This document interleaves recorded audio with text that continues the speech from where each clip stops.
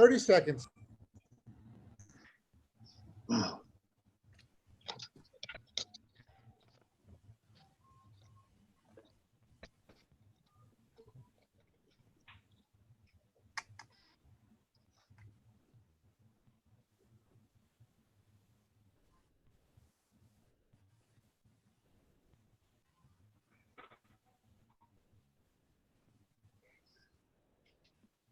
Good evening, everybody. You're now live.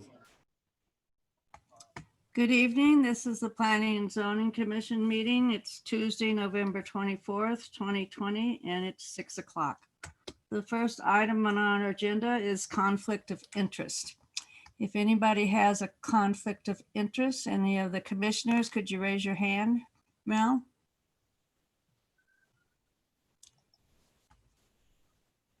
Harvey. I have I don't think it's a conflict of interest, so I just want to make a comment. It's on the item where on Loman Avenue, that I do know one of the residents in the area. Is not a friend, it's someone that I play bridge with, but in no way is this going to enter in my consideration of the item. Thank you. Anyone else? Commissioner Muniz, were you going to say something?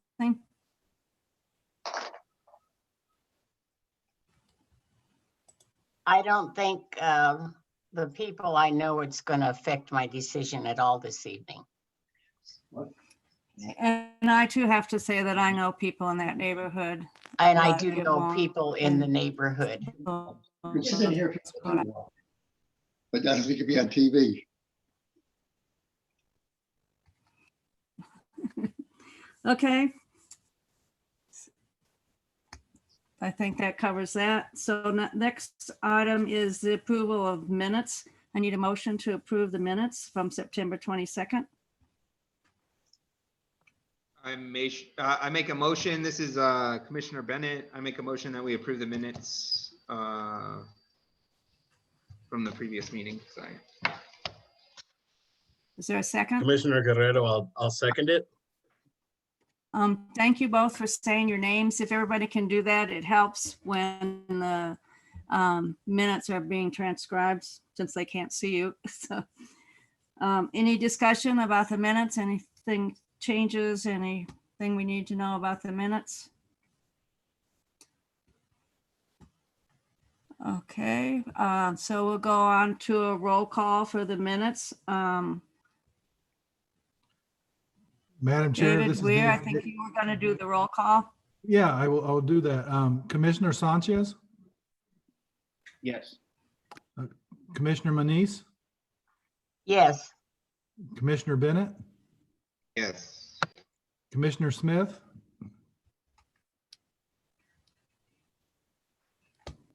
I think you're still muted. I am sorry. Yes. Okay.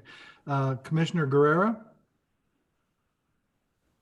Yes, present. Okay. Vice Chair Gordon Yes, and Chairperson Thomas. Yes. Madam Chair, your Minutes are minutes are approved. Okay, so the next item is postponements. We don't have any of those. After that is public participation. I need to say, do I need to click on the attendees to say this, or how does that work? No, they could hear you. Can the attendees hear us? Yes, they could hear you.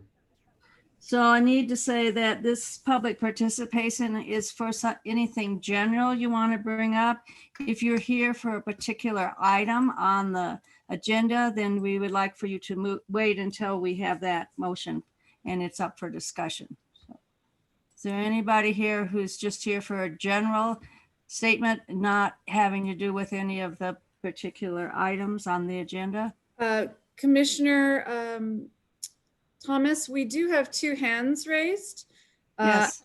Merlene Gallegos and William Bierman both have their hands raised from the public.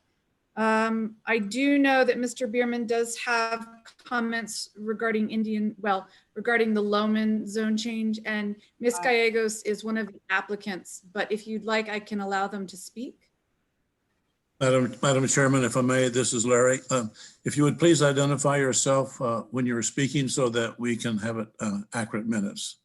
Thank you. Sure, this is Catherine. Sure, That was Catherine Harrison. Catherine. Roberts. Thank Yes. you. So, well, let's hear from these two people. Let's see if they've got something that is not on the agenda, and then we can go forward. Sure, Madam Chair, I will allow Merlene Gallegos to speak.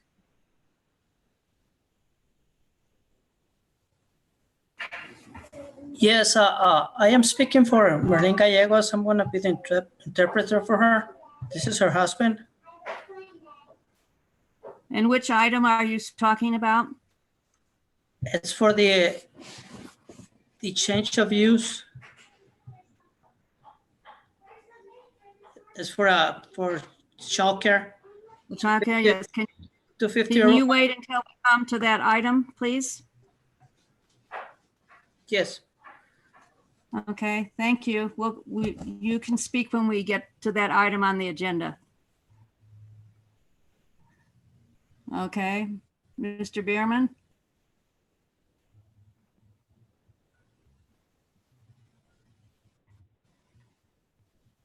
Okay, I just unmuted. Can you hear me now? I can hear you now. Do you have something general you want to talk about, or are you here for the Yes. specific item? This is a preliminary. I feel compelled to ask the chair to recuse herself from the 3830 East Loman Avenue case. On September 17th, 2012, the chair said Indian Hollow should be put back to a cul-de-sac, and then she made a motion to close the road.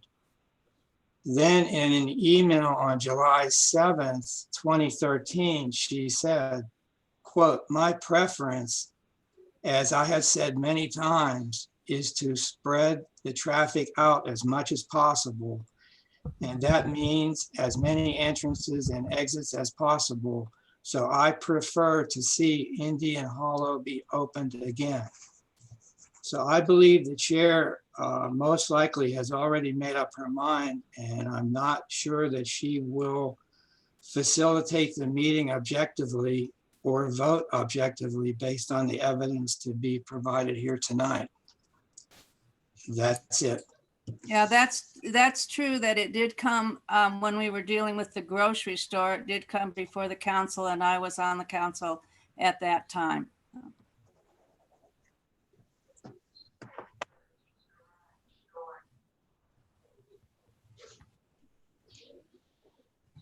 So I guess it's up to the rest of the people on the commission whether you want me to recuse myself. I have a question. How long ago was this? 8 years. 8 years? Okay. This is Commissioner Gordon.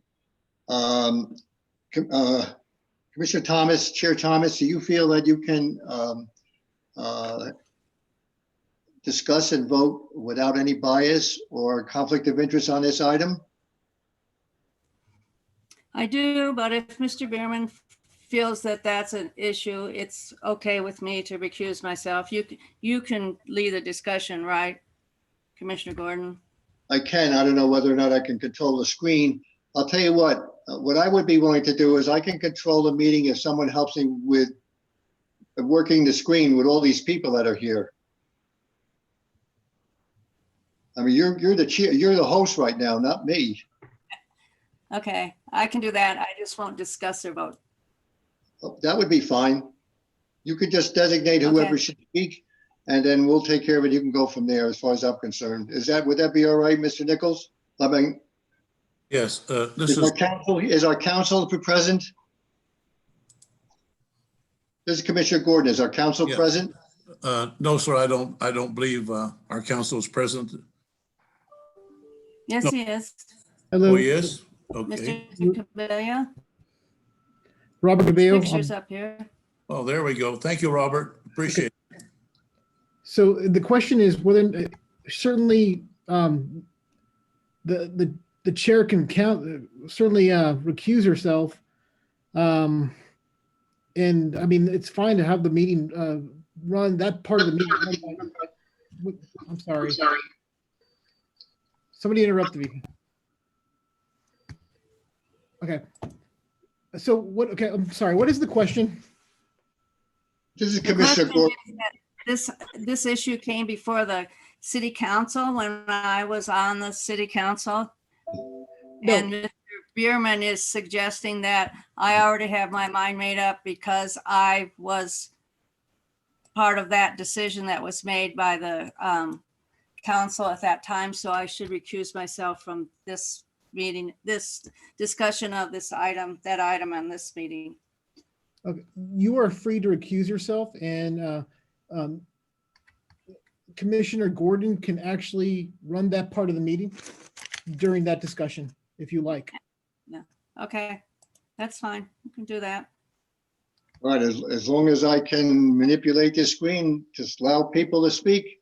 I don't know if I can, I guess I have, there's like 18 people on here now and 24 attendees. I don't know if I have that all on my screen.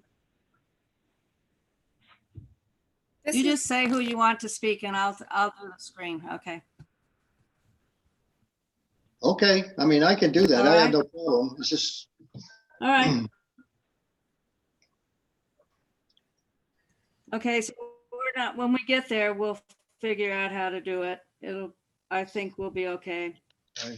it would be a lot easier if we were in chambers. It would be no problem at all. But this is now, this Zoom is a little bit, gets a little complicated sometime. And the technical part of it gets a little out of hand. So that's my only concern. I don't want to not allow anyone to speak who wants to speak. So, you know, that's my only concern. As far as I thought if council would allow the chair, the host rather, just to click on who has to speak and who has to whatever, and we can all make the discussion and she'll be excused from the vote. She's not going to say anything. She'll just announce the name of the person who wants to talk, allow them to talk, and that would be it. How about that, Mr. Cabello? Robert Cabello on behalf of the city legal, that's certainly fine. However that can work, that can function, like if somebody else.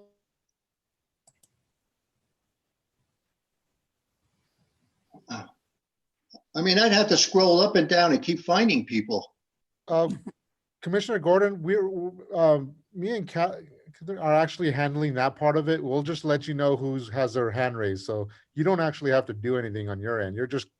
We'll let you know who's there wanting to speak, and then you can just call the next person. Okay, when the item comes up, that part of the meeting, I will introduce the item and we'll take it from there. I know what to do at that point. So, Right. okay, let's continue. And Catherine will let us know who has their hand raised, and then we can let them speak. So you or Chair Thomas don't have to actually do anything as far as the technology part of it. Okay, so let's go on to the next item. The next item is the consent agenda. I need a motion to accept the consent agenda. This is Commissioner Gordon. I make a motion that we accept the consent agenda, which is, I guess it's here we go again, case number 2. I think it's, Yeah. I think You it's, is you it don't have O or to is it? name all the cases. You can just say consent agenda. Okay, the whole consent. There's 2 items on the consent agenda. I make a motion that we approve. This is Commissioner Bennett, and I second that. Okay. It's been moved and seconded that we accept the consent agenda. Is there any discussion? Okay, seeing none, can you do a roll call? David Weir? Chairman Thomas, I'll go ahead and do the roll call. Commissioner Sanchez, Yes. Commissioner Manise, Yes. Commissioner Bennett, Yes. Commissioner Smith, Yes.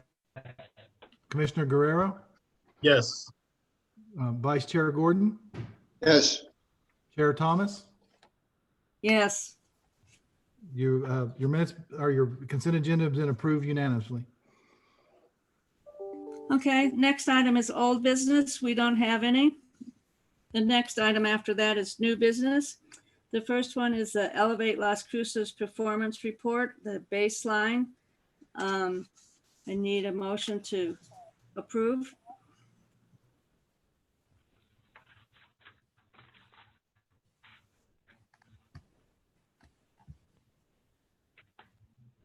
This is Commissioner Gordon. Can you hear me? I'm sorry. Yes. Are you I'm gonna make making a motion? Yes, I'm making a motion that we accept item number 1 under new business, which is Elevate Las Cruces Performance Report Baseline. Okay, is there a second? Commissioner Guerrero here. I'll second it. Okay, it's been moved and seconded, and I think we have a presentation. Mark Miller, are you doing the presentation? Yes, Madam Chair. This is Mark Miller with Community Development. Let me go ahead and get to the beginning of the presentation.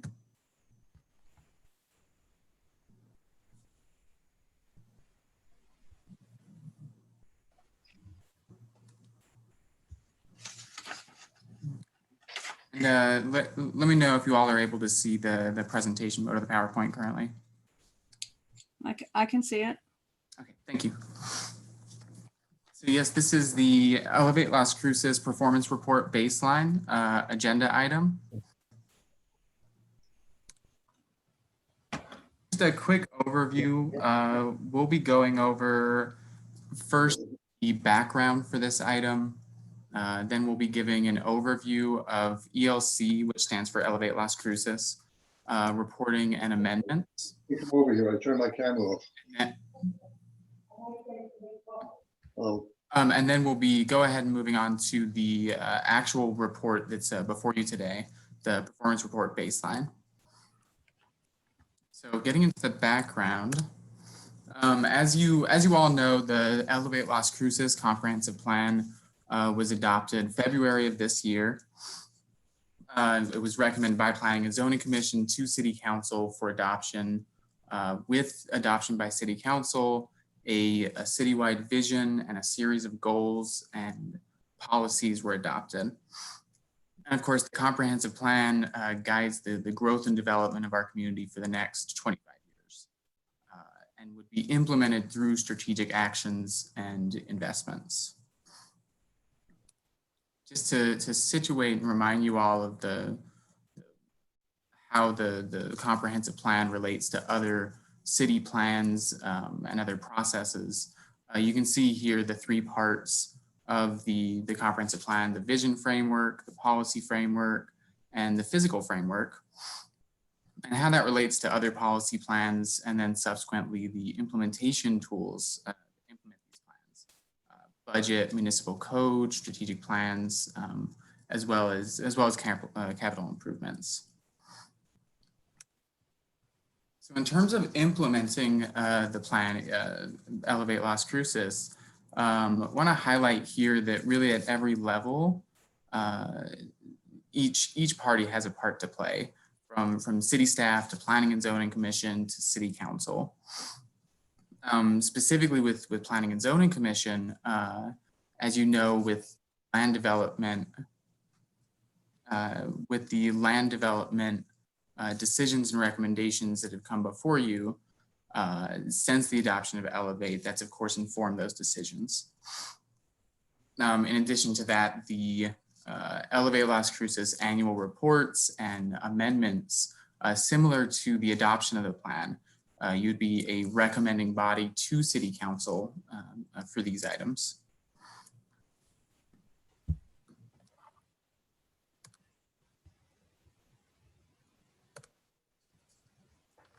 So I wanted to quickly review the Elevate Las Cruces work program and just hit a few key points that are kind of applicable for the performance reporting. The work program is kind of the centerpiece of the implementation and translates those policy recommendations into the real on the ground implementation.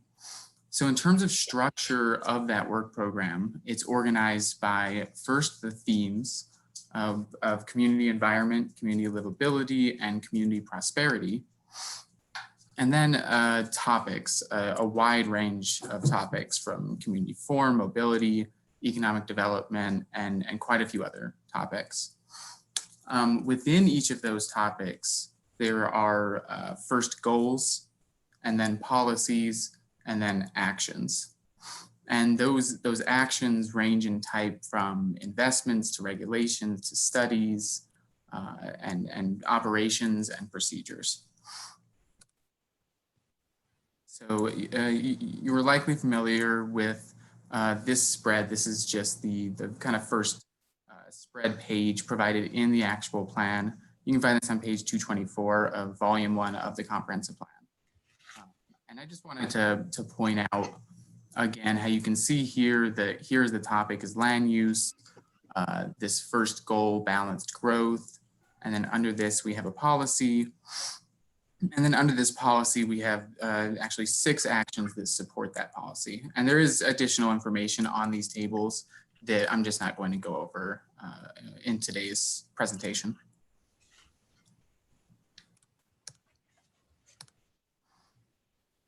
So going back to the planning process for the comprehensive plan, many of you were a part of that in the form of the Comprehensive Plan Advisory Committee.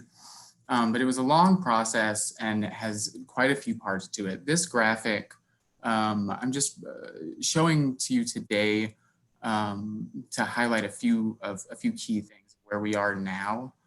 I should say that quite a bit of the nuance isn't really captured here of the actual planning process.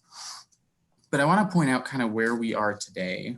If you follow the arrow around the circle, after write the plan, of course, the plan was adopted, and the process doesn't end after adoption. We have to, implement the plan now, and then evaluate and monitor the plan. And when I say evaluate and monitor, I'm really talking about, what's being done and what is that impact to the community of those actions that are being taken. So to give kind of a overview of the recommendations for evaluating and monitoring the plan and what that looks like, our senior planner Srijana is going to, I'm going to hand it over to her from here. Good evening, Madam Chair, members of the Commission, Srijana Basant, Senior Planner for Community Development. Basically, the comprehensive plan, I'm sorry, I'm getting my own echo. Is everyone hearing me all right? I hear an echo to it. I think somebody needs to go on mute.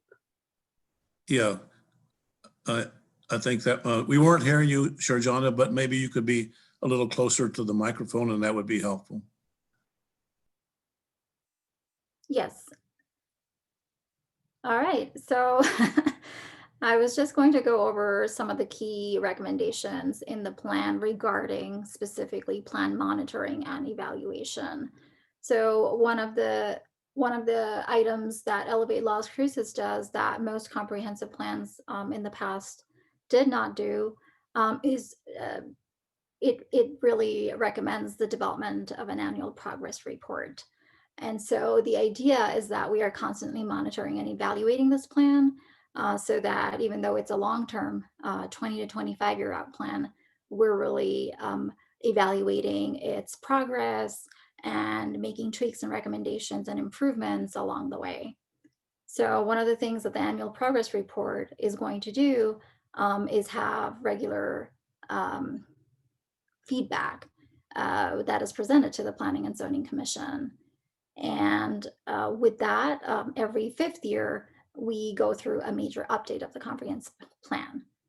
So main point of what we're doing right now in terms of implementation, this early stage of implementing the plan, is really to get it to align with other city processes so that everything that the council has at its disposal in terms of implementation kind of synchronizes and we attain our goals in a systematic way.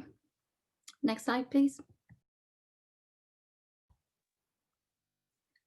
So the baseline report before you today is really one part of the annual progress report. And we are presenting this so that we can establish a baseline this first year and then annually report on the performance or the progress of that particular set of measures and indicators. And of course, the Planning and Zoning Commission is going to hear the recommendation or the report details. And the idea is that the P&Z actually forwards that report to our city council so that they are also constantly updated and consistently part of the process. Next slide, please. So this is just a breakdown of what you're seeing this year. This is not, since it's the first year, it's not a typical year. We're just going to establish these new indicators and measures. And so you're seeing the baseline report for the first time. The idea for this current calendar year is to realign the city's strategic plan with the city's comprehensive plan. The latter being a long-term plan and the strategic plan being the midterm or the short-term plan. Next slide, please.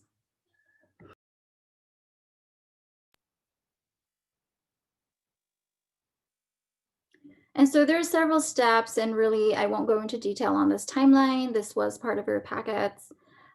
This is just to let you all know that this particular timeline and synchronization of all of the city processes was also presented to the City Council in May of this year.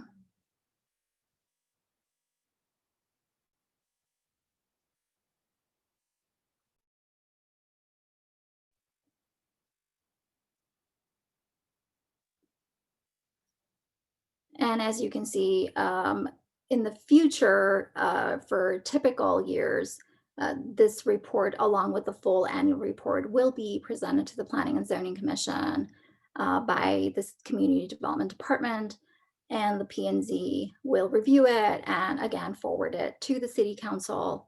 And so the cycle continues, and the idea is that all of the implementation tools like the budget and the capital improvement program and the city's strategic plan, as well as departmental operational plans, really start aligning themselves in order to accomplish the things that we are setting out to do with Elevate.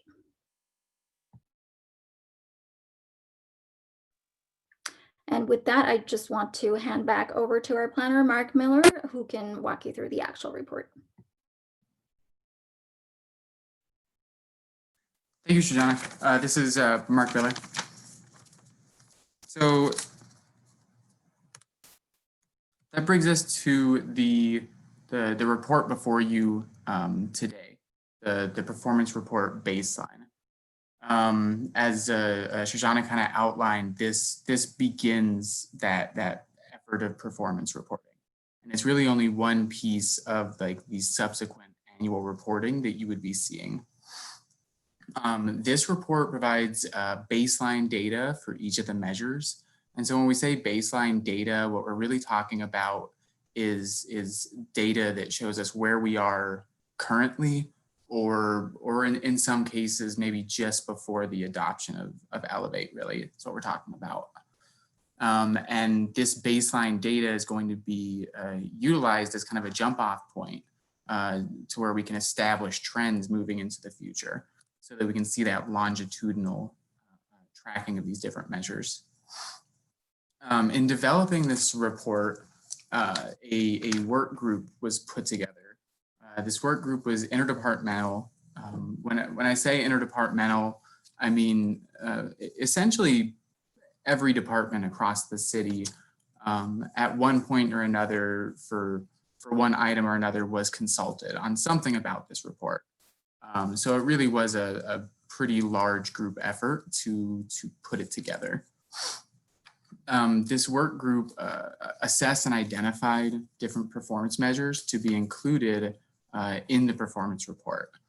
And so in assessing that, if you look in the actual comprehensive plan on page 344, there's a table that provides some example indicators and measures to consider including in performance reporting.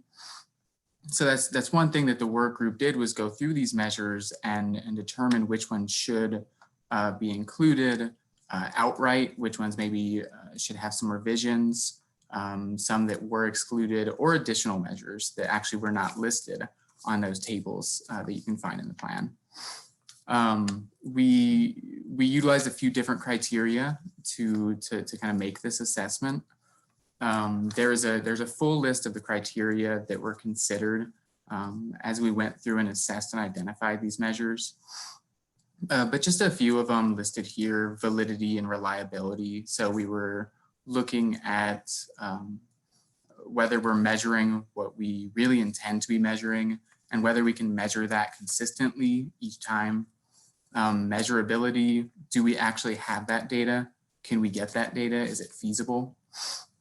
And then also useful and meaningful. This refers to it being useful and meaningful to city staff, useful and meaningful to the public, and of course, useful and meaning to Planning and Zoning Commission and City Council, as well as other boards and commissions.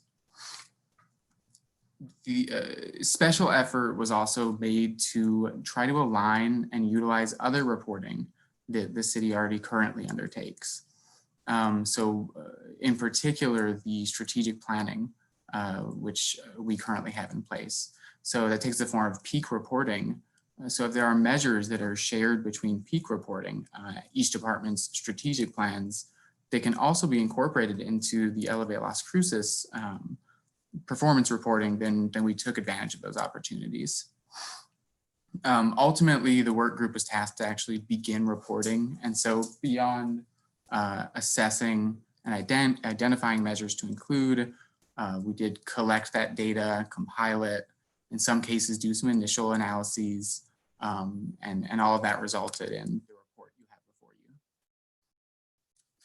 you. So also in terms of report development, we do have to address some of the impacts from COVID-19. Essentially, the entirety of the report development took place after COVID-19 had begun, after the pandemic had begun. One of the primary ways that this was impacted that you'll see written throughout the narrative is that some of the timeframes had to be adjusted of previous calendar year or fiscal year and what timeframe we're actually going to use to report on. These shifts in timeframes were done to try to avoid some of those COVID impacts on the data so that we could have really a clean year, I guess you could say, of data. Various measures were also impacted, economic measures, service-related measures. And so that's something that going forward we have to address and ensure that we're really being cognizant of that. In terms of those ongoing impacts, we kind of have to ask ourselves the question of when is the pandemic quote unquote over in terms of the data that we're using year after year. And so even though the current restrictions, the current public health orders that are in place may be lifted, a lot of the data for a lot of the measures will likely see ongoing impacts for at least the next cycle of reporting. And so that's just something we have to really consider and consider in future reporting. So in terms of what is actually in the report, there's a series of performance indicators and performance measures. So a performance indicator should be considered a snapshot of a broader system. And so when I say a broader system, really we're talking about our community. So a single performance indicator is always really speaking to just one specific aspect. It doesn't always tell you the whole story. And I should point out that each of the performance indicators are directly linked to some aspect of the Elevate Las Cruces work program. So they're an indicator of the work program. The performance measures are associated with an overarching performance indicator. So a performance indicator may have multiple performance measures basically nested under it. These measures measure various things, the built environment, things like parks, sidewalks, roads, or they may measure services like our library services offered by the city, meal services, and there's various other measures, economic measures, et cetera. So I should point out that these performance measures, they are descriptive, not prescriptive. And that's kind of a key point, that the performance measures themselves are not setting targets or goals. The goals have already been set by the Elevate Las Cruces work program. So I want to quickly take you through the typical, the report layout that you'll see throughout the actual report. So here at the top, you have the themes, which we reviewed earlier in our presentation: community environment, livability, and prosperity. And then we have the corresponding topic for that indicator. Then we have the actual indicator listed out. Next, you'll see the performance measure listed out for that particular indicator. Any data that was gathered for that measure, and then additional context connecting it to Elevate Las Cruces, or any other necessary context for that particular measure. And then additional considerations, things to consider for future reporting, are often listed within kind of this narrative for the performance measures. Here to the right, this little green box, you'll see desired trend. So when we say desired trend, what we're really talking about is the trend that we would expect to see with the implementation of those recommendations provided in the work program. Generally, it just says increase or decrease with the desired trends, but I should point out that there is more nuance to that than just increase or decrease, and that's something that can be addressed in future reporting. Next, you'll see a line that says actual trend. Of course, since this is the baseline report, there isn't any current trend identified. For each measure, there is the reporting department listed, the department that collects and provides that data. And it's also identified whether that performance measure is listed within their peak performance, within their strategic planning. Finally, here at the bottom, for many of the measures, not all of them, but for many of the measures, you'll find recommendations.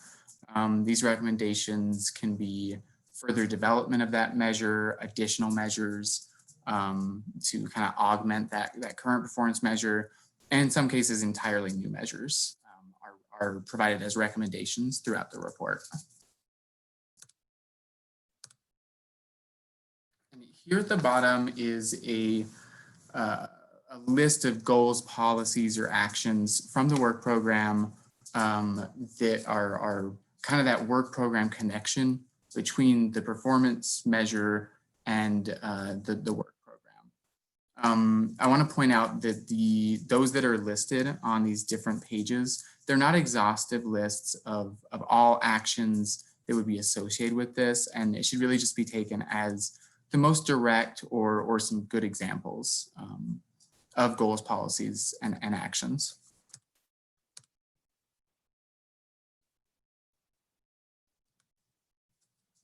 Okay, so there is a few examples that I wanted to go over really quickly to highlight a few key considerations to kind of keep in mind as you go through the report. So this first example, I wanted to kind of highlight the connection between these performance measures and the actual plan itself, the policy recommendations provided in the plan. So for this first example, the performance indicator is residential building permits. The performance measure is the number of building permits, new building permits, and the percentage of those permits in the urban place types. So there's 126 new building permits, new residential building permits, which represents 22% of all. There's additionally 39 alterations and additions, and the desired trend would be increase. So to make that a little bit more clear, here we have the future development map, place type overlays. And to the east and the west, you'll see the rural place classifications in green.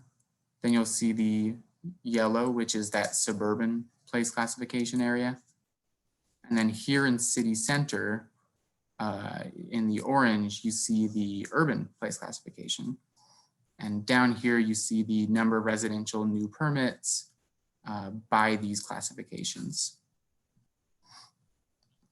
So just as a reminder to kind of what went into the development of the future development map, during the Elevate planning process, we had a scenario planning initiative.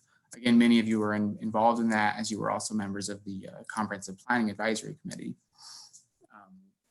This process provided 3 different scenarios of different levels of compactness of development, from the most compact being the compact centers and the least being the trend scenario, which was essentially kind of the business as usual, the way we've been growing scenario.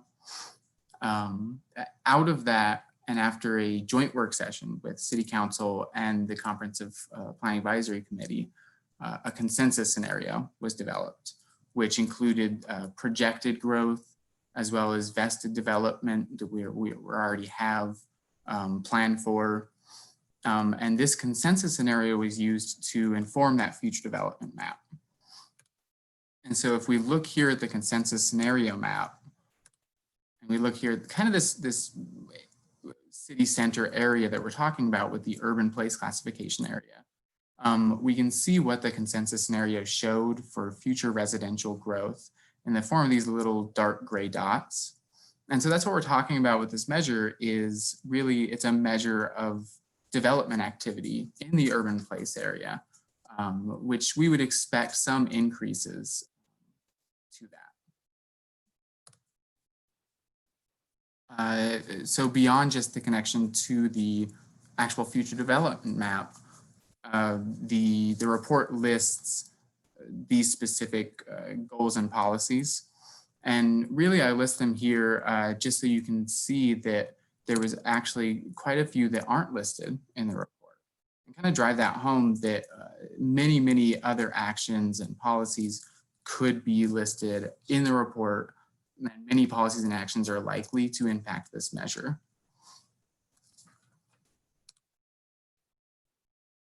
So the next example is a performance measure that's actually provided by Parks and Recreation Department. And the reason I wanted to bring this to you all's attention is to kind of demonstrate just the number of factors and variables that really we need to consider and provide in the current and future reporting to really give that context to each one of the measures. So the performance indicator is neighborhood and community parkland. The performance measure is neighborhood parkland, acres per 1,000 residents, and then also the number of dwellings within a quarter-mile watershed of neighborhood parkland. So currently we have 1.2 acres of neighborhood parkland for every 1,000 residents, with a total of 125.9 acres of neighborhood parkland. And then within a quarter-mile watershed of neighborhood parkland, we have currently 25,322 dwelling units. And so for both of these, the desired trend would be increase to them. I should say that there's a bit more nuance to this first one, the 1.2 acres per 1,000 residents. That's outlined in the actual report itself, as there is a connection to the Parks and Recreation Master Plan with this measure.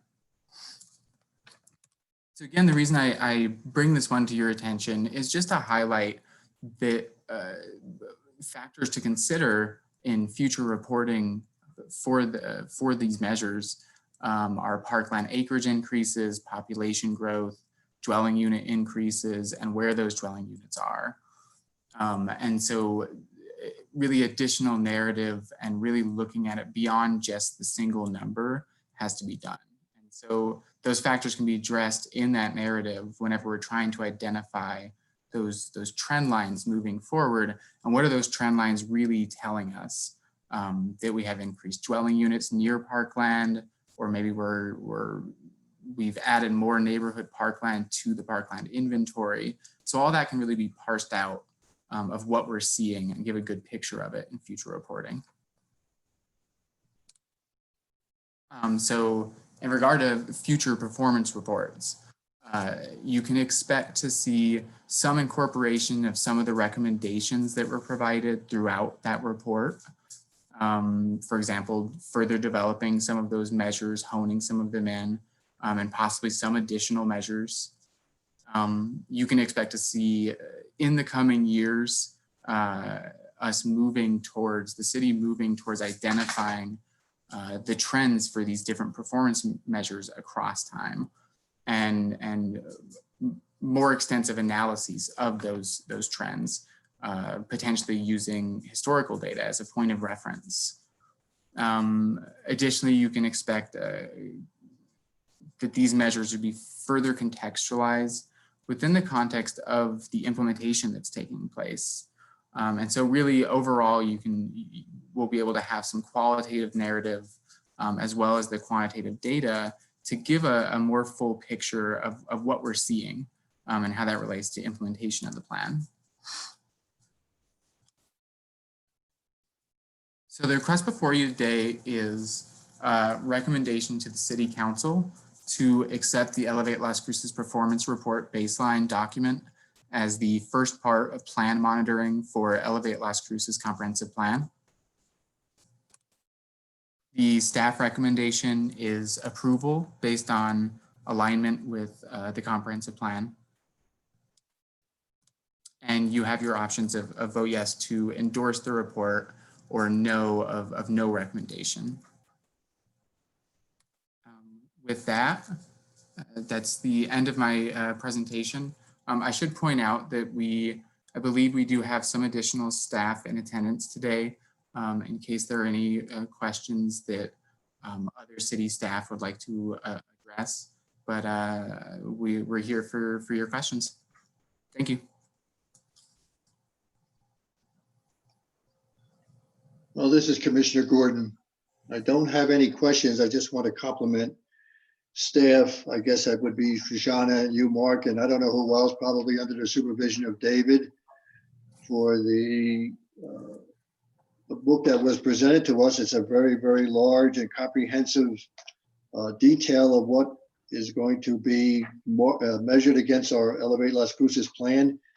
I noticed that all of the trends are right now indicated as not applicable because I guess this is going to be a baseline for the future. And again, I think you guys did a great job. And I guess next time we do this, I think it'll be on an annual basis. Is that correct? Yes, this is Mark Miller, and yes, that's correct, Commissioner. Okay, so the next time we do this, we'll at least have something that we can compare to. And again, thank you very much. Thanks, sir. Any other commissioners who would like to comment?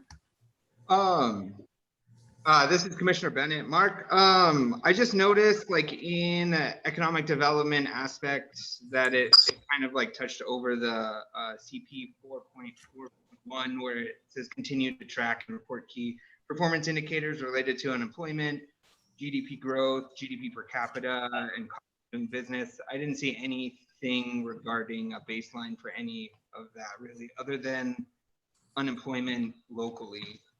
I'm just concerned. I mean, is that going to be addressed in another aspect? I thought that would be beneficial to have in the baseline anyway. And this is Mark Miller. So your concern is the amount of performance measures that were within economic development? Yeah, that aspect, I didn't feel like it touched as much as. So on page 17, the economic development section begins. The measures that were included currently regard workforce development, unemployment rate, and then some specific ones to specific areas such as West Mesa Industrial Park. We also have the investment tools, which does have a recommendation to further develop that one. We have real gross metropolitan product as one. GRT is included. We also have a measure of poverty utilizing kind of a proxy measure of SNAP recipients monthly, which does align with the quarterly economic reports that are provided. And that's kind of where that alignment comes in with that one. And then there was a few other regarding, again, specific areas such as in the infill, airport investment, home-based and business registration. But we, of course, are here for any suggestions of further developing that. We can, of course, address that in future reporting. Okay, no, that's good. Thank you very much. Thank you, sir. Anybody else? Any other commissioners who'd like to comment or ask a question? Chairperson Thomas, this is Commissioner Sanchez. Just a question, I guess, or a thought maybe, but as I was looking at one of the measuring tools that we would use to assess access to educational opportunities, and in alignment with the comprehensive plan, we would like to be increasing that. I'm curious, one of the only ones that I found in there actually talks about basing it off the number of library cards that we have, but obviously that's one of the things and perhaps one of the measuring tools that might need to shift, especially given the current public health crisis. So I'm just curious if there are any thoughts on that. But I think additionally to the larger point of just how and where might we be looking at the way that we build out access to broadband internet technology in our city, how might that actually be utilized as a measuring tool in so many of these areas actually that I'm seeing throughout the book. So yeah, just, and I will go ahead and end it though with just a huge compliment though to city staff. Kind of in that same vein of thought, in the midst of a public health crisis, you all continue to do a wonderful job trying to assess these things. But yeah, I'm just curious if you all have any thoughts or comments about that. This is Mark Miller. I would say yes, currently we do have that library measure. Broadband, I believe we talked about very briefly, but that was not really considered for a performance measure currently.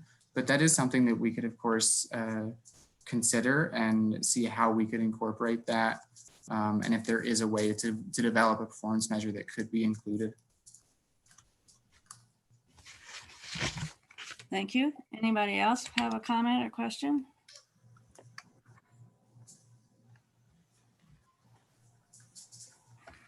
Okay, I have a couple of comments.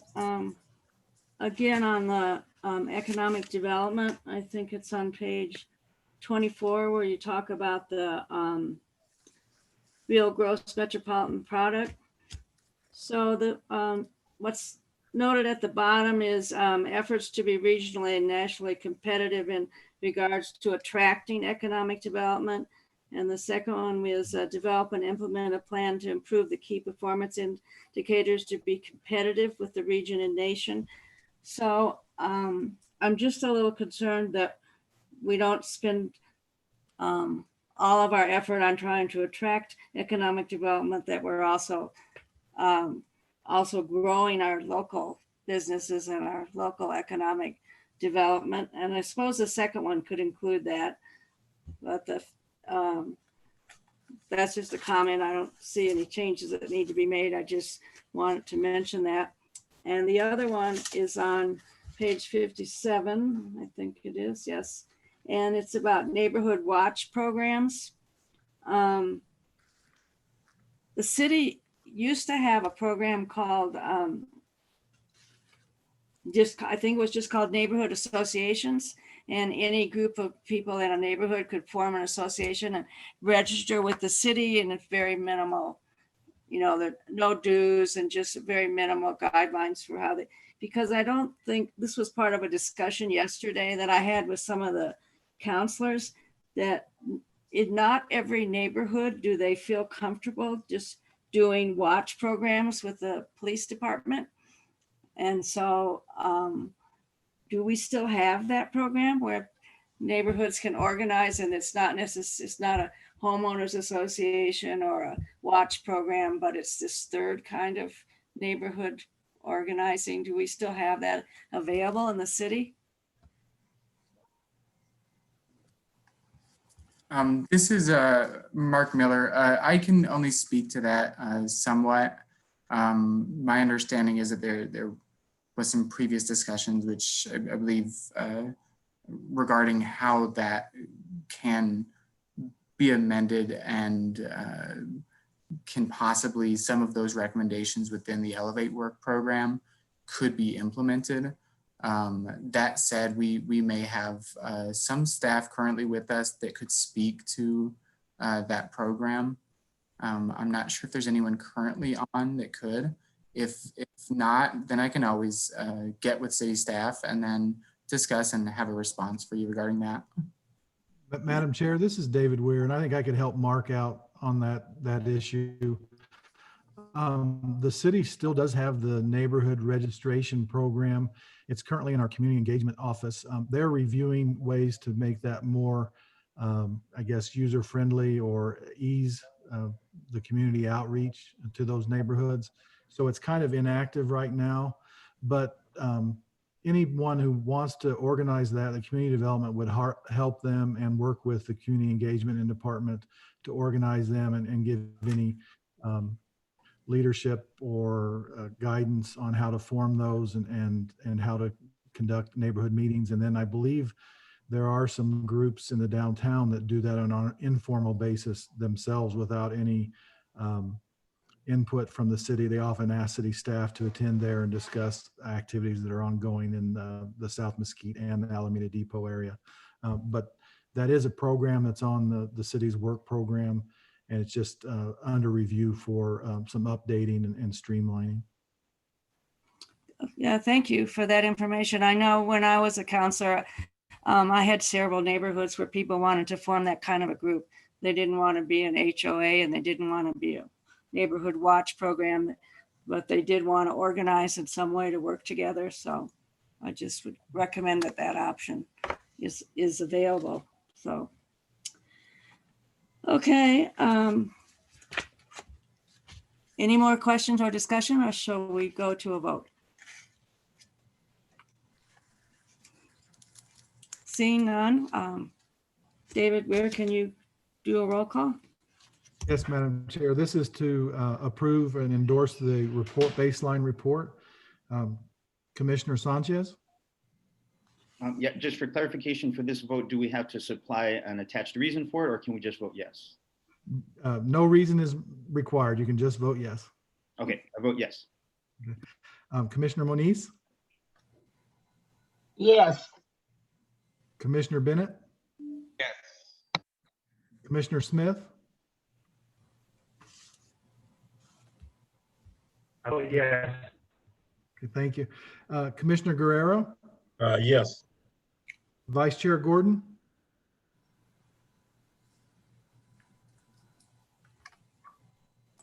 Yes. And Chair Thomas? I also vote yes.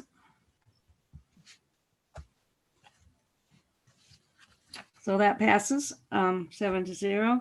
I do want to, before we move on, again, add to the congratulations to community development that this plan did win first place from the New Mexico American Planning Association for long range planning. So congratulations to the staff for all their work and leadership. The next item is 250 Iroquois 20Z01000108. Need a motion and a second. This is Commissioner Guerrero. I propose a motion for case number 20Z01000108. Thank you. Is there a second? Commissioner Gordon, I second. Is there a presentation?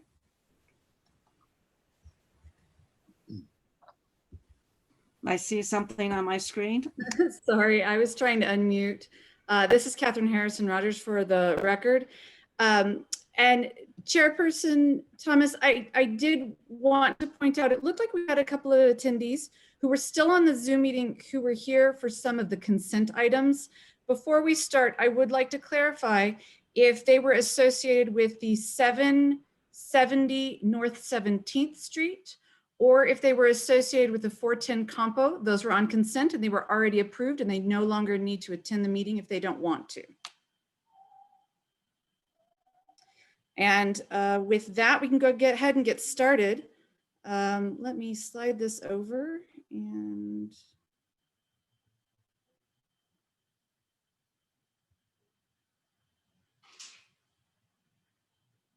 all right, can everybody see that? All righty. Yes, Yes, I we can see it. Sure, and just for a point of reference, when referencing the cases, staff has renamed them, although we utilize those very long case numbers for our own record keeping. We've tried to simplify it for you. We're just calling them by their address and the type of request that's being made. So you no longer have to list that in your official vote. So this is for two. That's good to know. It is good to know, isn't it? This is for 250 Eric. It is a special use permit for a group childcare home. Currently, the site is zoned PUD. It's a planned unit development for a mobile home development, which is called Zia Shadows. This particular property is about 6,600 square feet. The parcel and the property is actually owned under a condominium. So it's not a rented out unit. It's actually owned by the applicant. And this particular property is on private roads, which are excuse me, I have a frog in my throat, which are maintained by Zia Shadows. And currently there is a family childcare, which is up to 6 children at the site. In both cases, that's a home occupation. However, going to the group childcare requires the special use permit. Here's a zoning map, so you have an indication of where it's located. You can see that Elks Drive is located to the west. Again, here is a shot, an aerial view of that particular home. It is a double wide, single family mobile home. And the proposal again is for a special use permit specifically for a home occupation to have a group childcare in the home. The primary use of the home, of course, will remain a single family home. It will be state licensed as it is already. With the new special use permit, they could have up to 12 children on site. They will be operating Monday through Saturday, 10 a.m. to 10 p.m. And they're proposing a staggered drop off. As I understand it from the applicant, Ms. Gallegos, the children and the families, they arrive at different times and it's throughout the day. Here is a view of the actual survey of the property, as well as an interior view of what they're proposing as part of the daycare in terms of the exits that would be required per state law, as well as the fire code. We sent reviews to all relevant agencies and departments. There weren't any issues identified as part of that review. We did receive an email in support of the project. I also received a phone call from the Zia Shadows property manager, who generally had general questions, and there was no opposition. He was aware of the proposal and the current status of having a daycare at that site. I also received an email from the Zia Shadows general manager and owner late yesterday afternoon. And that gentleman did express some concerns with the covenants and had some opposition to those. I do want to reiterate that the city does not enforce private covenants. And I do also want to at least provide some clarification as to the concerns on those covenants.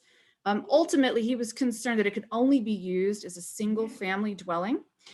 And ultimately, what I discovered is those covenants also actually state that it can be used as a home occupation. Staff is recommending approval of this particular project based on the findings that you can see on your screen.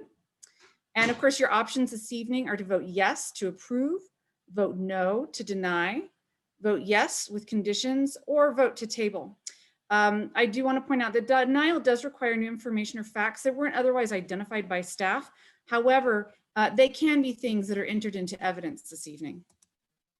And again, just so you know, we do not enforce private covenants, but this is the exact excerpt that was provided by the general manager of the property. And clearly it indicates that home occupations that don't cause unreasonable disturbances are allowed if they're aligned with applicable zoning codes. And with that, I will turn it over to any questions you may have.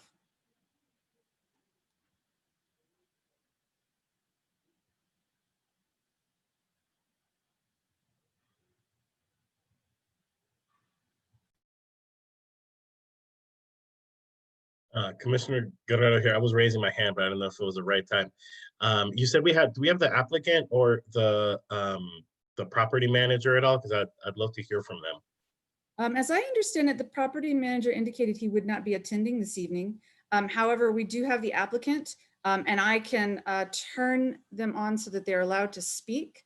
Let me do that right now. I just need to find them in the list. Bear with me.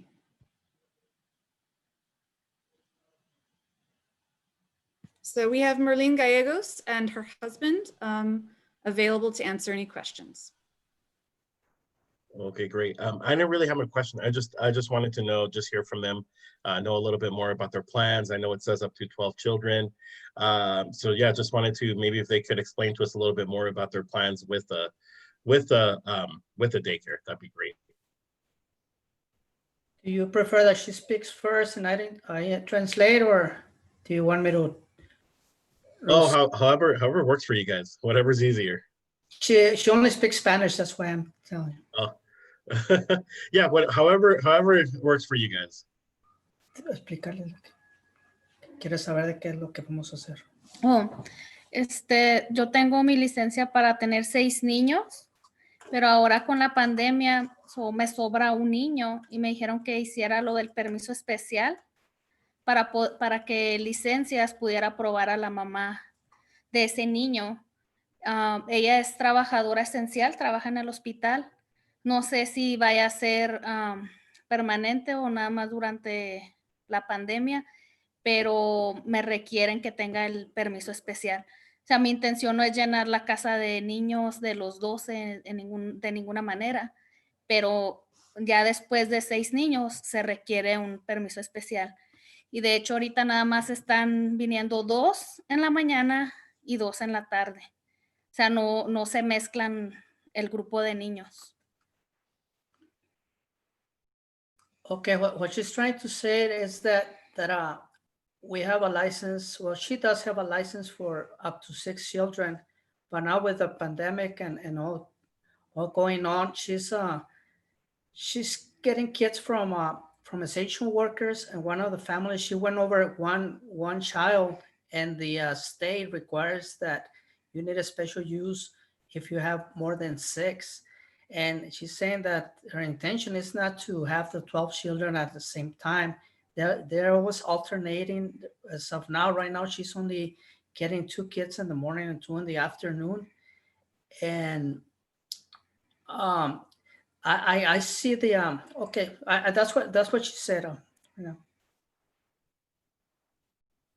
Okay, thank you so much, Ms. Gallegos. Thank you. This is Commissioner Gordon. How many people are there who take care of the children? And also, are the people who take care of the children tested to make sure that they don't have the COVID virus? And also, I know these are babies and small children. I know they don't have to be tested, but just to ensure that they're not going to pass anything back to the parents of the children. Are they tested? Quiere saber que si los niños que están cuidando a los niños, que si ya se testearon, que si se están testeando para el COVID y todo. Sí, y yo me acabo de testear la última vez ayer, otra vez. Yes, she's been tested before and she got tested again as per the requirements from the state that we're in the red zone and they need to be tested. And right now it's with 6 kids, she's the only one that really takes care of them. And the kids that we have here, they also have been,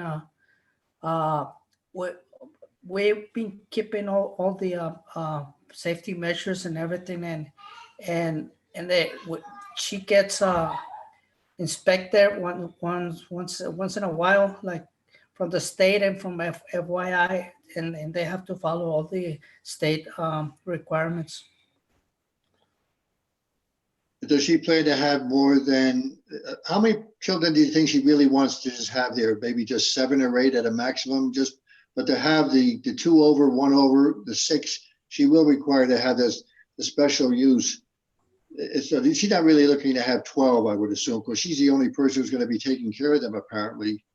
Yeah, it's I know for a fact that it's been brought up, and if she gets to have more than 8 kids, then she's going to have to hire somebody else.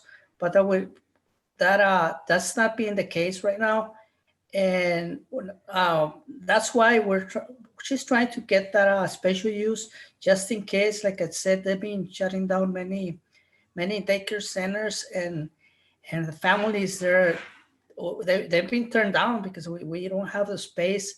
And like I said, she's not intending of making it a business. It's just a family care. Right now, she's got a family that she's taking care of 3 kids, and that particular parent, the mother, she's suspecting another child, and that's when she's gonna go over the 6. And like I said, it's just she needs to comply with the state. It's not gonna be 12 at one time. Once we see that it's gonna go over that much, then it's gonna, I guess, go somewhere else and do the business. But right now, it's just a family child care provider.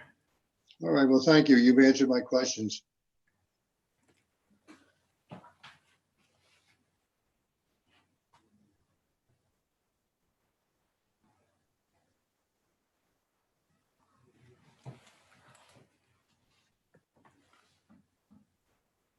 Madam Chair, you were muted.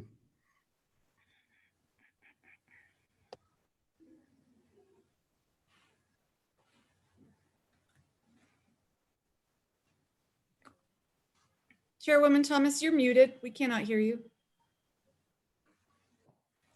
Sorry. So can you do a roll call, Mr. Weir? And for this one, we do need to give reasons, right?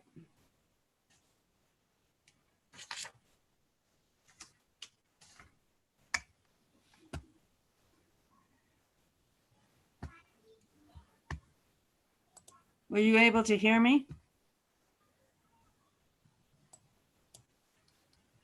David, can you do roll call, or are you unavailable? I'm sorry, I muted myself. This is David Weir, and I'm going to do the roll call for the special use permit for the childcare in-home use. Commissioner Sanchez? I vote yes, based on its compliance with the comprehensive plan and that it increases access to childcare and employment opportunities for our community. Commissioner Moniz? I vote yes, as long as she, with this virus going on, she gets continual testing and her place of business is sanitized on a regular basis to protect the children. Commissioner Bennett?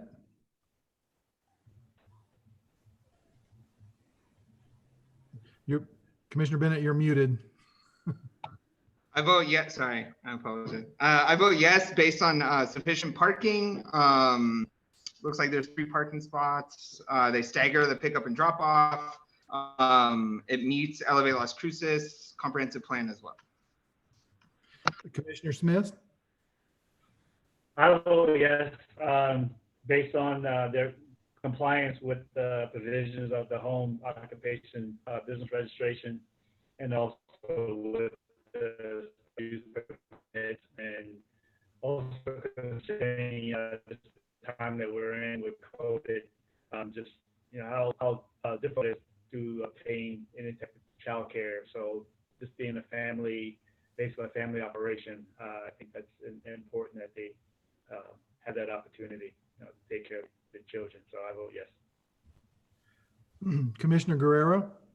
I vote yes based on city recommendations or city staff recommendations, and just want to thank Ms. Gallegos for being here and for doing such a great service. There's a lot of families right now that, as they mentioned, are being shut down for care because of the pandemic. So, I wish you the best, and also wish your kids the best.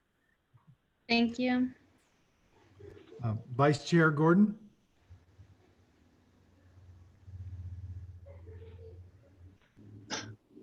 Based on our discussions of findings, and I did do a site visit on staff recommendation, and since it's in compliance with Elevate Las Cruces, and again, I want to thank them for providing this service. It does create an opportunity for people who are able to get a job to have a place to put their children. This is very important today, and again, as long as there's proper care is taken, make sure that no one gets this virus or passes it on to anyone, I do vote yes. Chair Thomas? I vote yes, supported by Elevate Las Cruces. It expands childcare, which as we know, that need is increasing all the time, and also based on a site visit. The special use permit was approved. Thank you. So our next item is 1700 Arizona. Infill, what does IDP stand for? Infill development proposal, sorry. Need a motion and a second. All right, this is Commissioner Gordon. I'll make a motion that we approve 1700 Arizona infill development proposal. Is there a second? Commissioner Smith, I second that motion. Thank you. Is there a presentation? Yes, Chairwoman Thomas and members of the Planning Commission, there is. I do want to point out that Mr. Steven Sosa, who is one of the neighbors, does have his hand raised. However, I would like to finish this presentation and allow for questions, as well as allow the applicant to speak before we turn to the public, just so that you're aware in terms of a process. Yes. With that, I will get started. So the property is currently zoned R1A. It is in the infill overlay district, which of course is the core of the city, which allows the opportunity to deviate from the normal standards of the code for eligible properties. And eligible properties are generally those that are vacant, are underutilized, or suffer high vacancy rates in terms of constructed buildings. This particular property is located on the southeast corner of Arizona and Rio Grande. Again, it is vacant. It's a little over 6,500 square feet, and it is predominantly in a single family neighborhood. Here is a zoning map which indicates the location. Again, it's on the corner of Rio Grande and Arizona. Here's an aerial to give you a better idea of the property. It should be noted that there's a property just to the east that recently constructed a single family home. It's just not reflected on this particular map. The applicant is proposing a fourplex under one structure. It's not individual units, it's one big structure. It is 2 stories, a little over 26 feet in height. The overall footprint of this structure is, or the overall size of the structure is 5,768 square feet.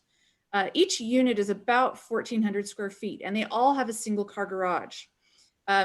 We consider this a type of missing middle housing.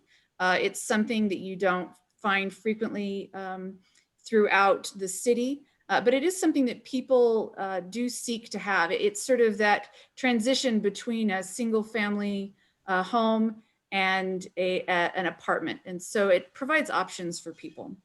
The future development map does indicate that this is an urban neighborhood, which should include a variety of residential housing types at medium to high densities.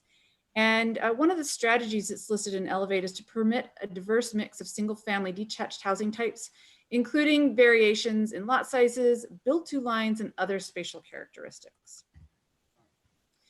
The deviations that they're requesting as part of this IDP is to deviate from the rear yard setback. The normal requirement is 20 feet. They're asking for 10. They also are required to be 15 feet away from the secondary front yard setback, which would be that along Rio Grande Street. They're requesting to be about 13 feet away as opposed to the 15. They're also requesting a 20-foot garage setback as opposed to the 25. And then, of course, the biggest request, I think, would be the density. That would be an increase to 4 dwellings per parcel rather than the 1 dwelling per parcel.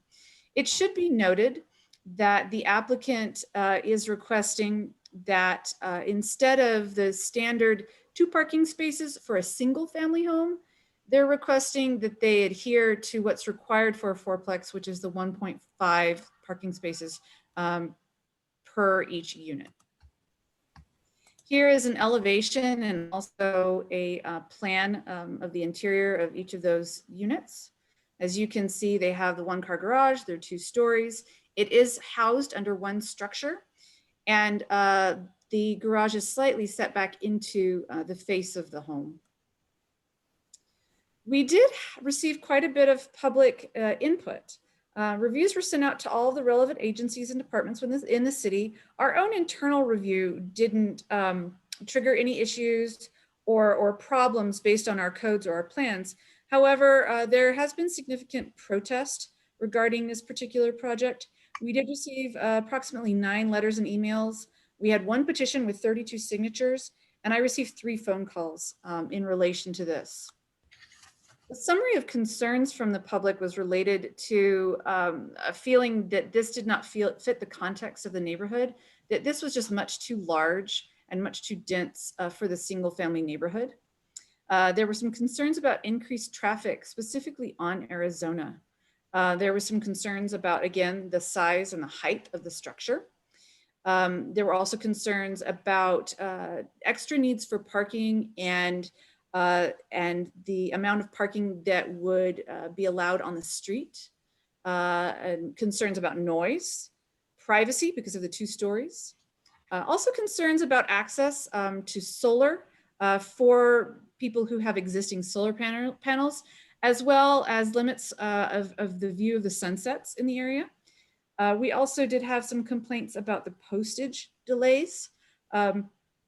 I think that we're all trying to work with the time of COVID, and although these were sent out in accordance with our requirements set forth in the code, I did get some reports that people were receiving the letters almost a week after they were sent, which is a quite long delay.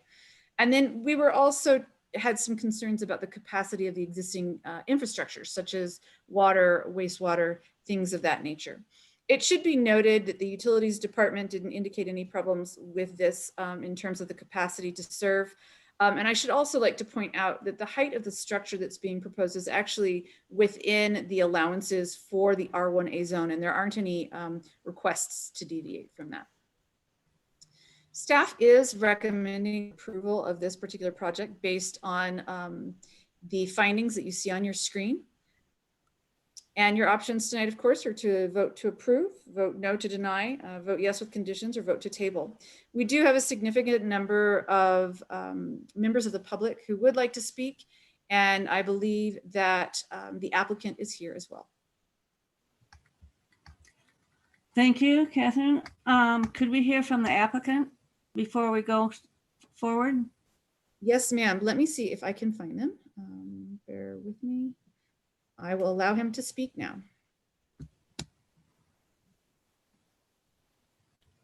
Good evening. This is David Noel. Can everybody hear me? Yes, we can hear you. Hello. Was there any questions?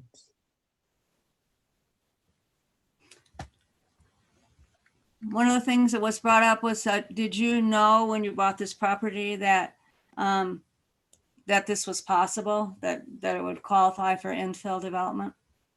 Yes. Okay, that was my This is question. Commissioner Gordon, I do have a question. Go ahead. I would like to just clarify something in my own mind while I'm listening to the to the discussion.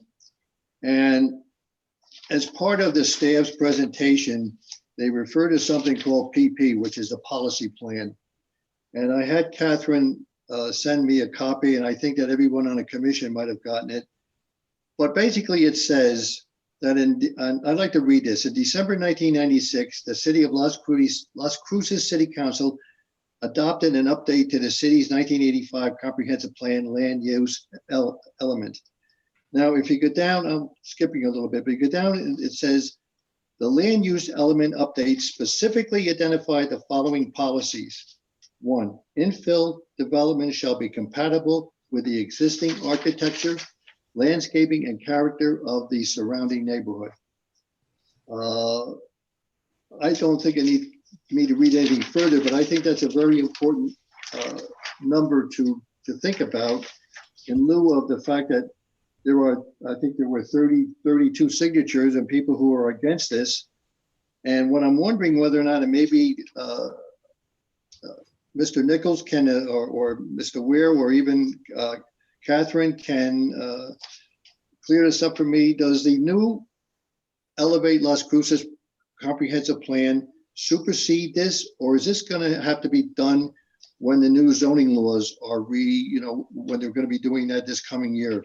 Because if that's the case, then this would stand, and which is basically saying that it's not in compliance. It doesn't. I was at the neighborhood. I looked. There's just nothing but single family houses there. As many blocks as I went around, and this would certainly stand out. And it doesn't. It doesn't go with the existing land. So if somebody can just clear this up for me, whether or not this is still in effect or it isn't. Madam Chairman, this is Larry Nichols, Community Development. I'll begin and then I'll have Mr. Ware chime in as well. But to Commissioner Gordon, to answer your question about the comprehensive plan and its relationship to the infill development plan, the comprehensive plan is a parent plan. It's one that is kind of governs over other plans. And I guess by the name comprehensive, but it is the document now that is being used primarily. We still have the infill development district, which we have been trying for some time now to see several of those vacant sites that are within the infill development area be utilized and have a better land use. So that is one of the reasons that the staff made recommendation that it was in compliance with those plans. David? Thank you, Larry, and Planning and Zoning Commission. What Larry said is correct. The Elevate Las Cruces is the highest level plan that you have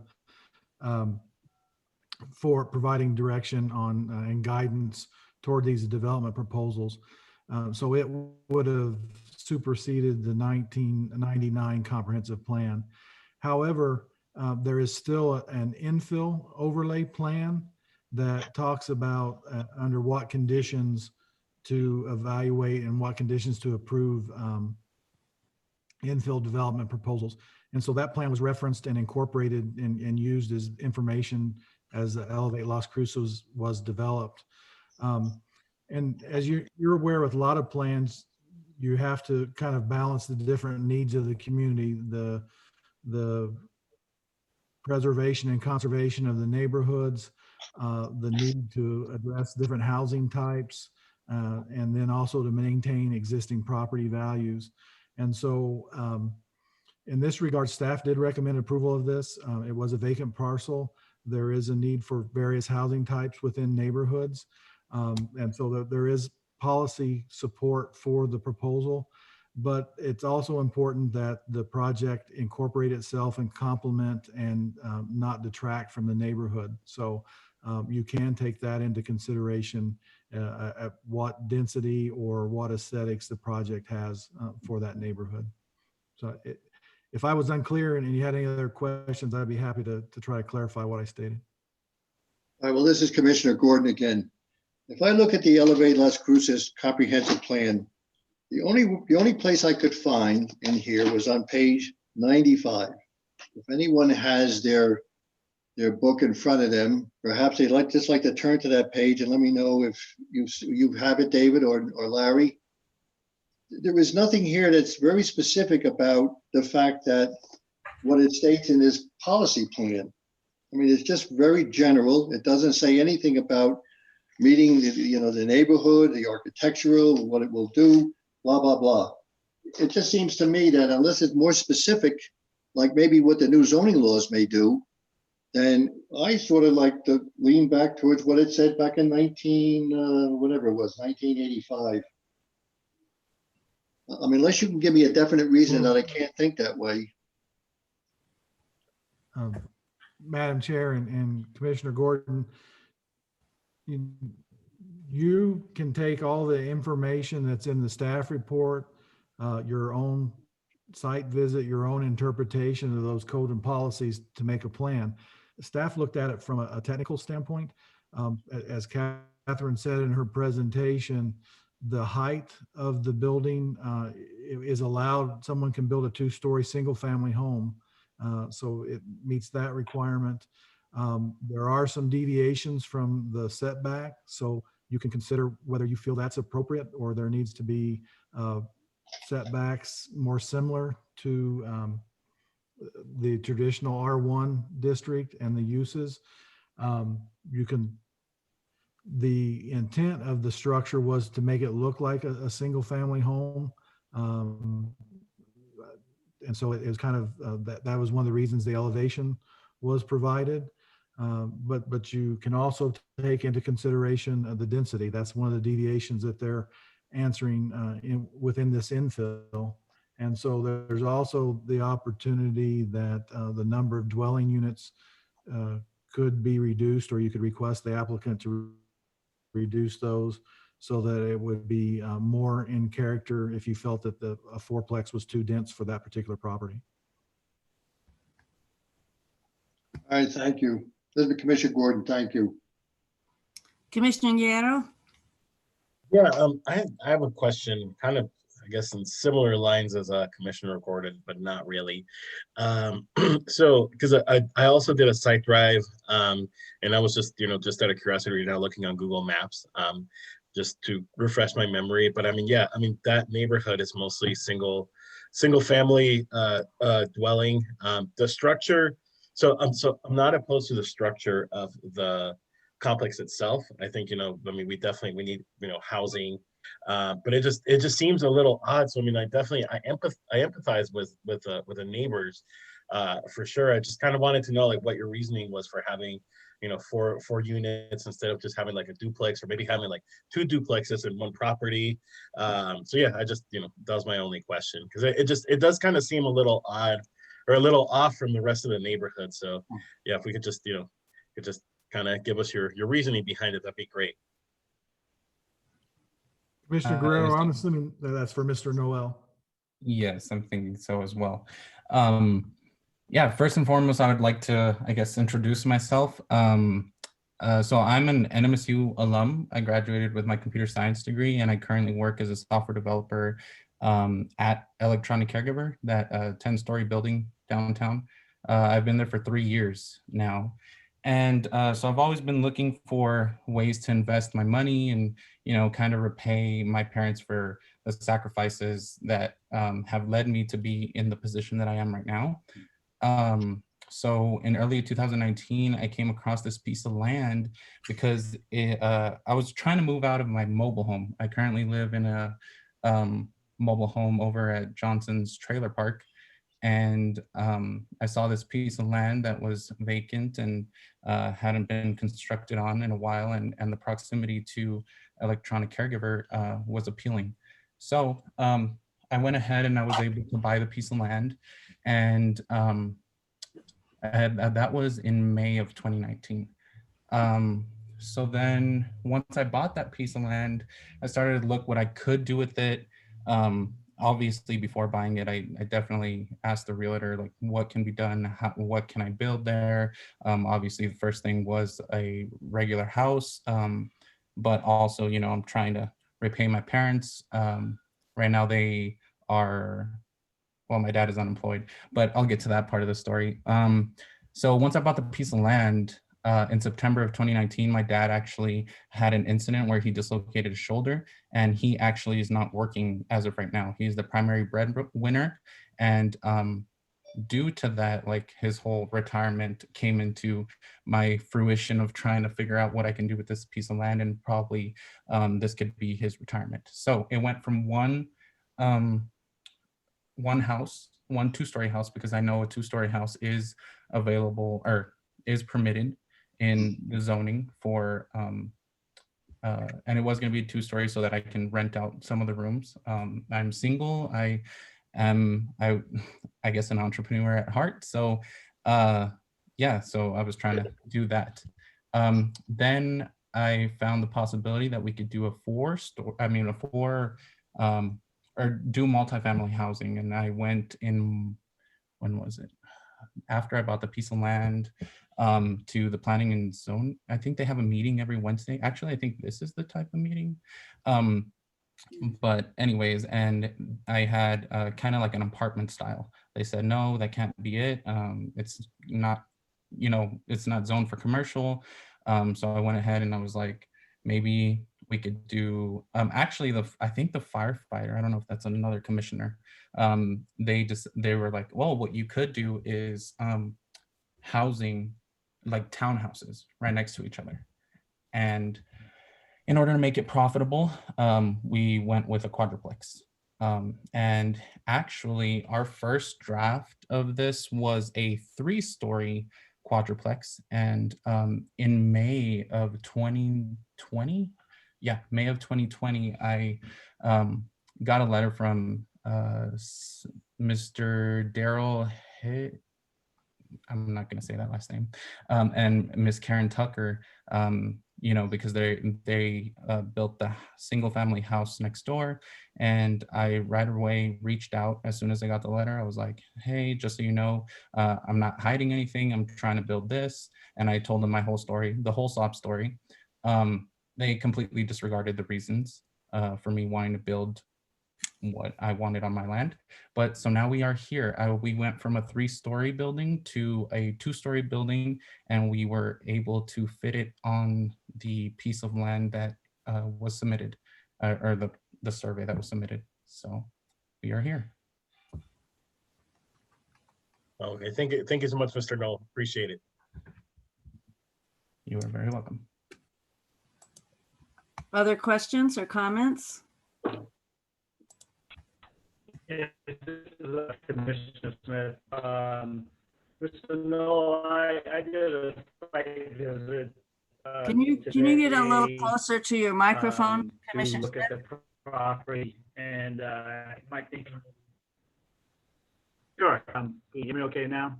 Yeah, that's Yeah, better. and I site visit today also, and my thinking is also along the lines of Mr. Guerrero, Commissioner Guerrero. I definitely empathize and sympathize with your desire to maximize your income, but a fourplex at that location with the number of older single family homes in such a long time developed neighborhood, it will stand out pretty well, especially with the way those streets are designed. There's a lot of curvature to the streets in that neighborhood, and any additional parking on the street will create, I believe, some possibility of just clogging up that block. We're here to help to make a decision on this, but I know that plan that you have would probably be more acceptable to the surrounding neighbors if it was a duplex as opposed to a fourplex. But that's why we're here, and that's just my input, just based on what I saw, just based on being in the neighborhood this afternoon. I appreciate that, and that is very understandable. I understand the definite concerns. So I understand that you say maximize my profit. For me, obviously, it needs to be profitable, right? It needs to. The reason why the idea is a fourplex is, first off, I would have to pay off the mortgage, and so that allows me to pay off the mortgage, but also not maximize my profit, but be able to provide a retirement for my mother and my father, especially since my mother has always been a homemaker. So I know it is maximize income, I guess, but to my situation, that's what the driving force is. And thank you for your sympathy. Anyone else? Okay, well, I want to say that I also made a site visit. I did notice several other places in the neighborhood where people had added onto their homes and had put in 2-story structures connected to some single family 1-story structures. Couldn't tell if they were a separate unit or not, but, and then I also noticed that there are a lot of vacant lots and some pretty big pieces of vacant property in that neighborhood. So it is an urban area and it's in the core of the city, and this whole issue about the missing middle, that's a huge problem across the country. And so therefore in Las Cruces, so people do need some choices between living in an apartment or mobile home, or being able to afford something in Sonoma Ranch. So one of the things that these issues are going to come up now as we go forward, looking at the El Paseo and Solano, being able to build a triplex or a quadplex does allow people to be able to bring wealth to the neighborhood and to their families. And we certainly want to support that whenever we can. And the really high need we have for other choices of housing.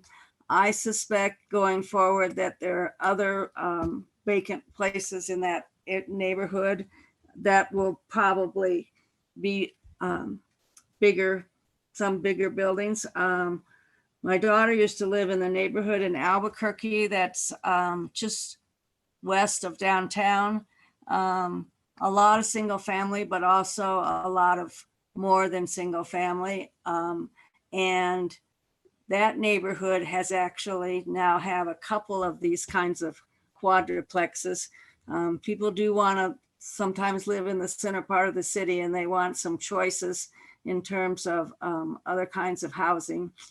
I actually live in a duplex. I live in a neighborhood that from starting at the bottom of the hill to the top of the hill, there are duplexes, there are single family, there are townhomes, there are huge apartment complexes. The cost of housing goes from about 150,000 to up at the top of the hill to close to $1 million.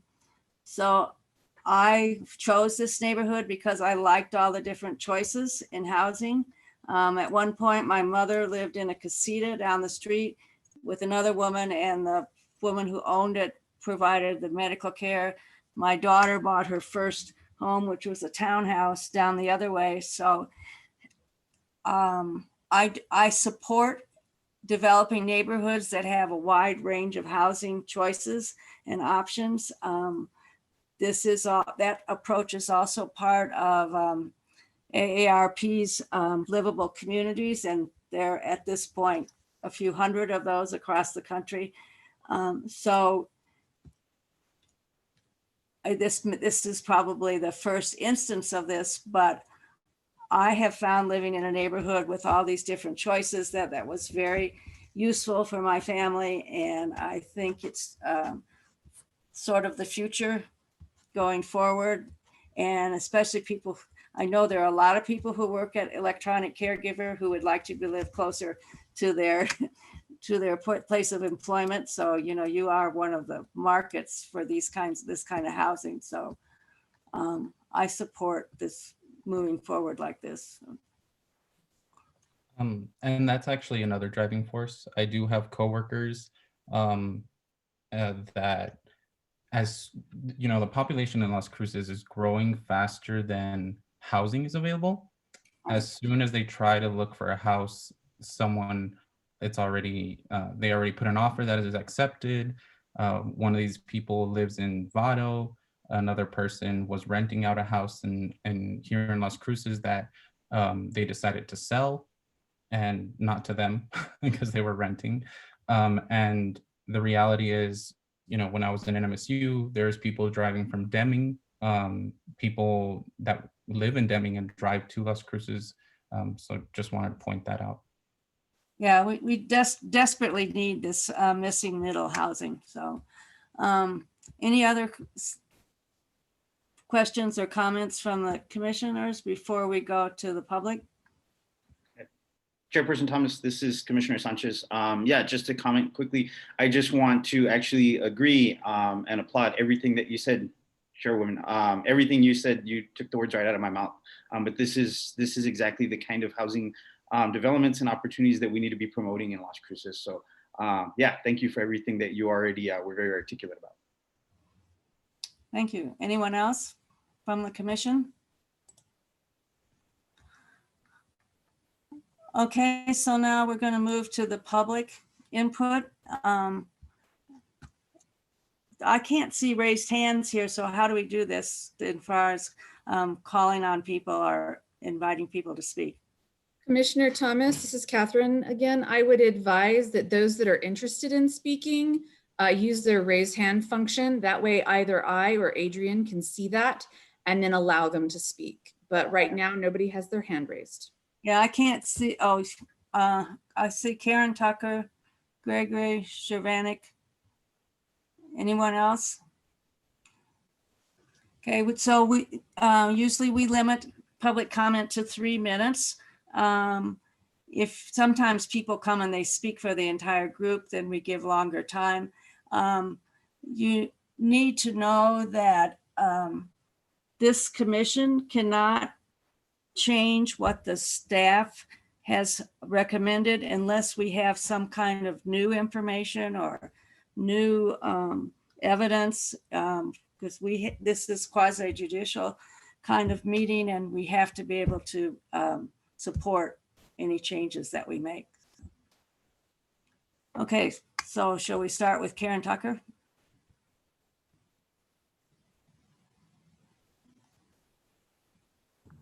Good evening. Can you hear me? Yes, we can hear you. Great. Most of you received a letter from me, so you'll know a great deal of what I'm going to put forth. Now, let me just say that everybody in the commission has received all the letters and all the emails, and so we're up to date on what's been sent in. So great. I really appreciate those 3 commissioners that went and did site visits. I think that that's an important thing to see what the neighborhood actually looks like. I can't speak to whether Elevate Las Cruces should be considered more primary than some of the earlier things.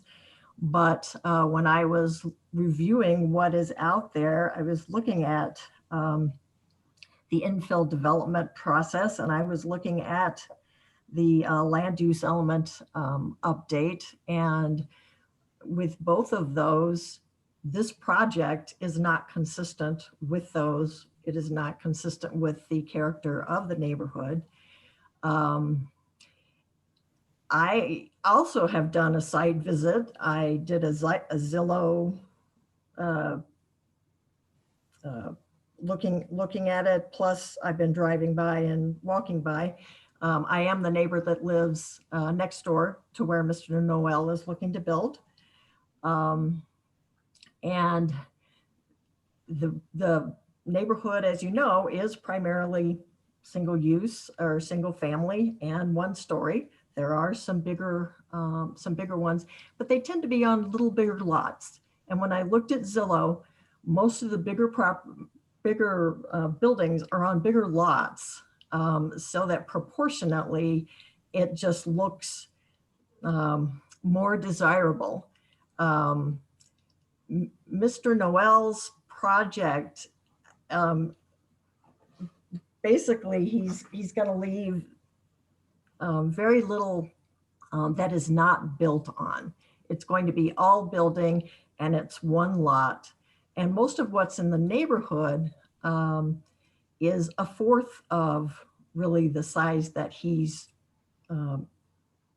talking about. Even if they're multiple occupancy, they still have more ground that they are upon. Again, my major issue with this is the density. And I know what you're saying about the mixed density, but I do not wish to live next door to a fourplex. When we built the home, we looked at the surrounding neighborhood. It was single family homes, looked ideal, a lot of walkability to restaurants and other things we might want to do. And that was very attractive. We came from apartment land. I'm not sure why you're saying that there isn't middle housing, because we came from where that is. That's where we were living, up off Treves, those areas. But I don't know that much about what's available, not available in Las Cruces. But I am concerned about increasing the density to the degree that Mr. Noel is talking about doing, and what that does then to the noise, to the parking, because he's only going to have a single garage, and then he wants to do 1.5 parking spaces. So there's a half space per 3-bedroom fourplex, which works if you've got a family that only has 1-2 vehicles. But if you have more than 2 vehicles, they're going to have to park on the street. There's nowhere else that they can park. Plus an increase in parking on the street. I mentioned the solar. We plan to put solar. We built small. We built a 1-story. That was our choice. And I know that Mr. Noel is building within what is allowed. We do have some concerns about if that is going to cut off available sunlight to our solar, because we are small and because his building is going to be 7 feet from our property line. And again, this is all allowable within code, but it's difficult to be the person living next to this proposed project. And had we known that the city might approve this and that this was a possibility, we would not have built here. So I know that the infill development is to try to get these vacant lots utilized, and I'm all in favor of that. But again, the Elevate Las Cruces said, what is the impact on the community? And I think you need to look at what is the impact on the community. You clearly have a neighborhood that does not want this project as it currently stands. Mr. Ware, are you timing?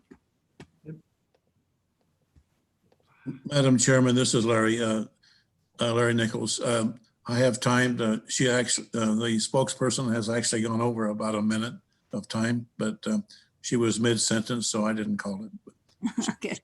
Okay. So yeah, I think we have to move on, and we would ask that if other people want to talk, that if you have new other things to say, but not repeat, so that we have a chance to hear everyone say whatever they need to say, but let's not repeat things that have already been said. So could we go on to Daryl? Hishikli, I don't know how to say your name.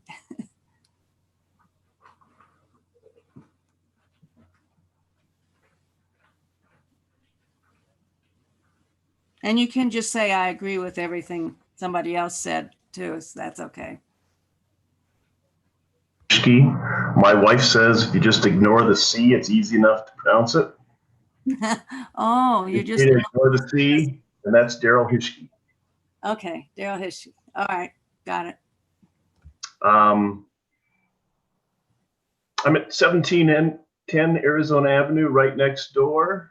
I was particularly interested in the information from the infill development process. On page 5, it says that the development shall be compatible with existing architecture, landscaping, and character of the surrounding neighborhood. I would submit to you that the quadplex is not compatible with the neighborhood, as indicated by the size of the building and the density is the primary factor. Comprehensive plan also states that density and land use is important in terms of encouraging the infill. And I would suggest that allowing a fourplex next to our house and our neighbors' houses, which are all single family houses, does not respect the density of the neighborhood. I also wanted to say thank you very much to Mr. Gordon, Mr. Guerrero, and Mr. Smith for doing site visits. That to me says that you guys are interested in what's going on and that you're not just a rubber stamp board. Thank you. We're looking at solar, and I'm wondering if this will affect the solar. And I think there's some law which I did not look up, didn't have time to. Felt like this was rushed to get this meeting in. That says that blocking somebody else's solar is an important issue. I was one of the people who said, I got this informed of this meeting 12 days before the meeting, not 15 as required. I was told by Mr. Nichols that they felt this was adequate because it was mailed on time, and I suggested that what's important is notifying us, not just when you mail it. And I appreciate you all working hard on this. Thank you. Thank you. Is there anyone else who wants to speak?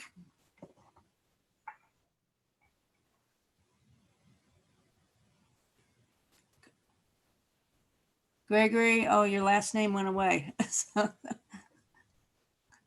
Can you state your last name for me? I'm only getting part of the letters. Oh, here we go. No, Shervanek. Greetings, Chairperson. Can you hear me? Yes, I can hear you. We can hear you. Thank you, Chairman Thomas. I am with a resident of Arizona. We are using a hotspot. He would also like to speak, and Catherine was notified about this. His name is Bob Duffy. He lives directly across from the property at 1771 Arizona Avenue.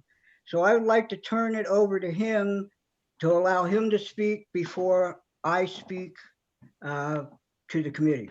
I would also like Catherine to put up a PowerPoint of the actual lot that shows the 5 lots that are on this vacant property, so that the committee actually can see how constricted this unit will be with the other 4 lots that are on this property.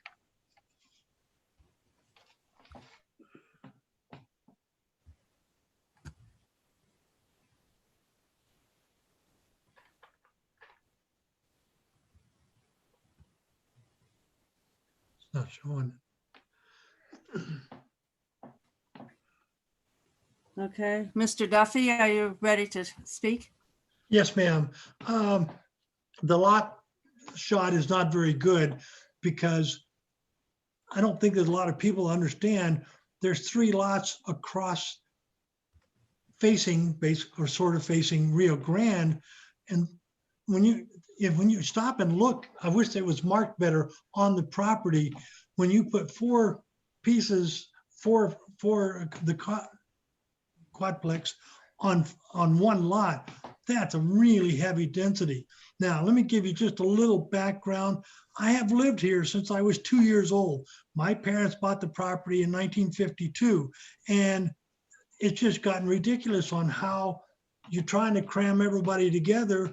And we have enough rentals as it is to college kids that we always end up calling the cops over because loud music and loud cars and parties. And my kids grew up here, being here my whole life. And I know you couldn't care less that I'm the only world champion ever from the city of Las Cruces, but that's beside the point. It would be nice to get a little respect for it. Okay, now you have the other PowerPoint out. And that one spot in the corner is where the fourplex is supposed to go in. I'm just across the street, just a little further up. And like I said, my parents moved here with a trailer and we built the house from the ground up. So we've seen it get a little ridiculous, not to mention that we didn't get near enough warning on this. Even when we got the letter, it was down to about 11 days. So it would just be so nice if we really got what we were promised as far as for time-wise, and to maybe get things organized better, because this is just not right. Madam Chairman, 3 minutes and 20 seconds. Thank you. Madam Chairman, Gregory Shemanek for the record. Thank you. ERVANICK. Thank you, Catherine, for bringing up the screen. I am with my neighbors in asking you to deny this. It does not actually belong in the neighborhood ethos of this community. I realize that Elevate Las Cruces and the need for housing as it stands. However, this gentleman is making a business out of something that is a realistically non-commercial area. I'm glad he's helping his parents out. I'm also glad that he might be able to profit from it. But the IDP was not set up to be a profitable thing for a landowner unless they're willing to make or have a business license for this property. As you can see, if you allow these derivations to the property, then the property will actually encroach upon lot number 901. And as you pointed out, Chair Thomas, it's very possible you might consider these in the future. So if 901 wants to do it and 903 wants to do it, then you have 16 people living on that street, times 1.5 cars.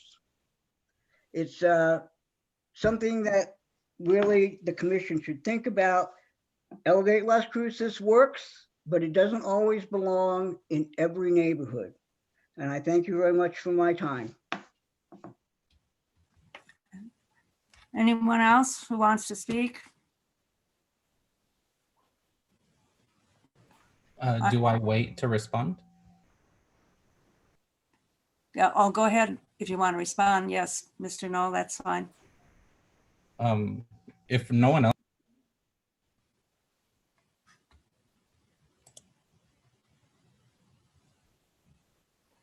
If no one has any questions, Commissioner Gordon, if no one has any questions, I'd like to ask a couple of things for clarity rather. I think Mr. Knoll wanted to respond to somebody first, and then we'll come back to you. I thought he said that no, he didn't need to respond. I was waiting to respond to everyone as a whole, so that I wouldn't take up too much time.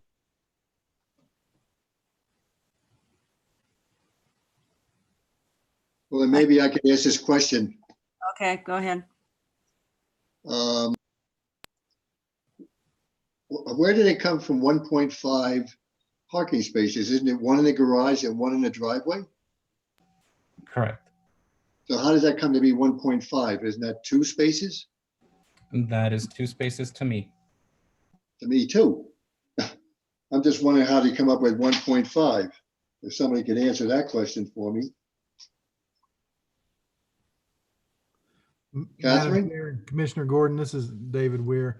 The 1.5 is a requirement when you have the parking requirement when you do a quadplex in a zoning district that it's allowed. So that would be a minimum requirement for those type of uses. So it's a minimum requirement, but there is actually 2 spaces. Correct. Okay. And then, Mr. Noelbrook, just one other clarity. I'm sure you're going to be living in one of them. Your parents are going to be living in another. You plan on renting out the remaining 2. And I think that you will take in consideration the type of persons that you're going to want to live there. Yes, that is correct. So I just want to make it clear, this is not the first time that I've dealt with tenants. Actually, because of my responsible nature, the owner of Johnson's Trailer Park entrusted me managing Johnson's Trailer Park from, what was it? Like the middle of 2018 to the middle of 2020, basically due to the pandemic. I didn't want to deal with people.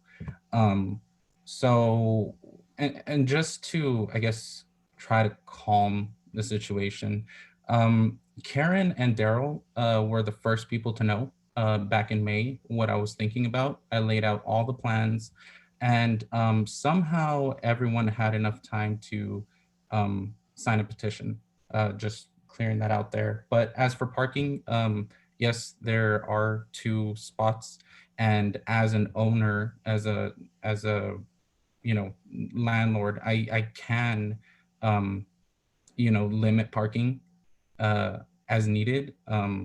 Also, these are all things that I've told Daryl and Karen over text. As for noise, I do not allow pets. I do understand that the backyard might be small. It is livable. It's a livable backyard. It's not something out of like, crazy. So I don't allow pets. As for parking, I can do the 2 cars and make sure that the garage is used for one as a garage and not as storage, as well as the driveway be used to, help with traffic. To my knowledge, there's no traffic issues because those streets are not main streets. If there has been traffic issues as of right now, I guess I would like to know why hasn't that been dealt with by the community? And now why is it, I'm willing to work with the community to alleviate that situation if that is a problem. Let's see. As for solar, again, I have not shown any disinterest in working with Mr. Daryl and Karen. As a matter of fact, I told them, I wanted to do a 3-story. They were like, no. So in order to mitigate that, even though they had complete disregard for my, motivation, I did move it down to a 2-story, and that's how it was possible, asking for those deviations.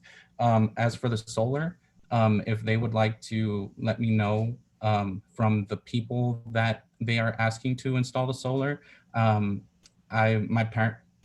I've known that the solar companies usually use the back of the house, and as doing a drive-by from their house, they do have their roof sloped down so that the solar panels can attract or get the energy from the sun from the back of the house, which my structure wouldn't impede. As for the character architecture of the building, I am willing to, talk about color, talk about, how close it is to Daryl and Karen's lot. Right now, I think you only need 5 feet from the property line if it is the side. If that is the case, I can totally move it to 5 feet instead of 7 feet and not ask for the 13 feet and 2-inch deviation on the other side. Obviously, I'm also willing to, instead of doing the 7 feet on their side, probably move it a little more toward Rio Grande Street in order to alleviate, Karen and Daryl. let's see. That's for the closeness to the next door. Also, let's see. Yeah, so I mean, Las Cruces is growing. Traffic has been growing. The people there, living there, I'm sure they were aware that, the Las Cruces population is growing and there is a need for housing. That's another motivation of mine, aside from, my parents and all. And also I do not need a business license to own real estate. That's why I bought a mobile home, so that I can live there. I still rent and pay the rent for the piece of land. But yes, I will be living in one of those units if approved. And I will definitely put everything into contract as per no pets, for the noise. What else do the flats do? The flats are apartments on NMSU. They have like quiet time, no noise after, I believe, 10 p.m. I am providing, parking with the garage. The flats don't include parking, like inside the units, because they're apartments. And that's pretty much it. If we would want to talk about anything else, maybe if the height is an issue, I do know that the piece of land has a bunch of dirt. So I can definitely, I guess, dig. And then also, as per Karen and Daryl's property, they do have one car. I don't think they have a problem with traffic or parking. Let's see. Yeah, I see a couple more names here. Elizabeth Sosa, did you want to say something? Actually, can you hear me? Yes. Okay. Actually, I'd like to turn it over to my son. I live at 905 Rio Grande Street, and he lives at 905.5 Rio Grande Street. His name is Adam Sosa, and he has a few things to say. Here he goes. Hello, can y'all hear me? Yes, we can hear you. Excellent. So as stated, I live at 905 and a half Rio Grande, which makes me about a property and a half away. Not quite a direct neighbor, but the lot is on the corner of my street. I see it every day. My biggest concern with all of this appears to be, look, you can clearly tell there's a lot of community, I wouldn't say outrage, but there's a lot of community concern about this project. And the biggest issue to me is the builder is telling us again and again, I'll work with the community. I understand the context of this community and the architecture and whatnot. But when he starts the meeting and says that his primary reason for building this property is profit, and then when we talk about the concern of density, and he changes the subject to, I'll work with you and I'll give the property a different paint job, or there's not enough parking, well, that's okay, they can park on the street. I'm just concerned that this is being done in good faith. It really seems like the tone of this meeting has been concerns from the community and then attempts to trivialize it to a paint job or too many pets, or, well, we really need property in Las Cruces right now and it needs to be built right here. I don't think the community is being unreasonable.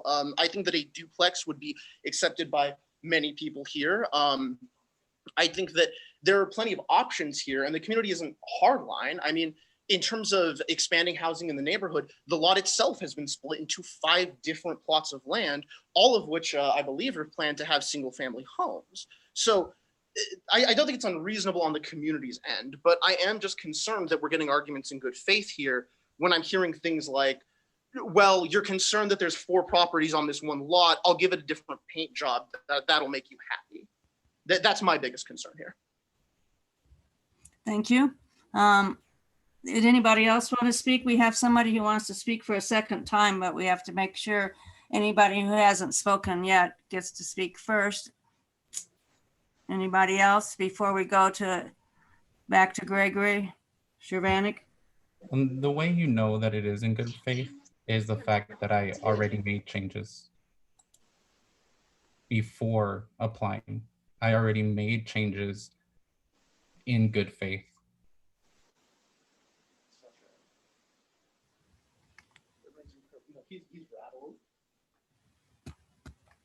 Is Mr. Sharanek, are you muted?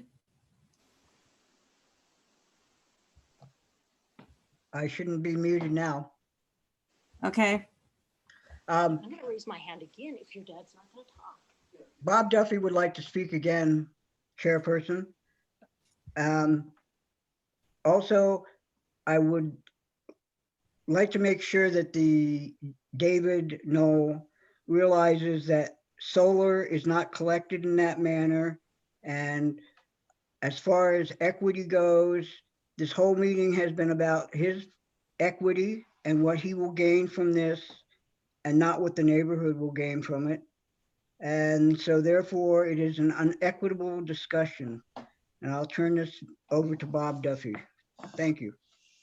Thank you for letting me in one more time. His point of traffic is not a problem. Come live here for a while. I'll promise you that in the morning on rush hour and also in the afternoon, and I don't mean build a building then live here. I mean, I know you're going to build something, but the fourplex is just so outrageous. That place is going to look like a white elephant here.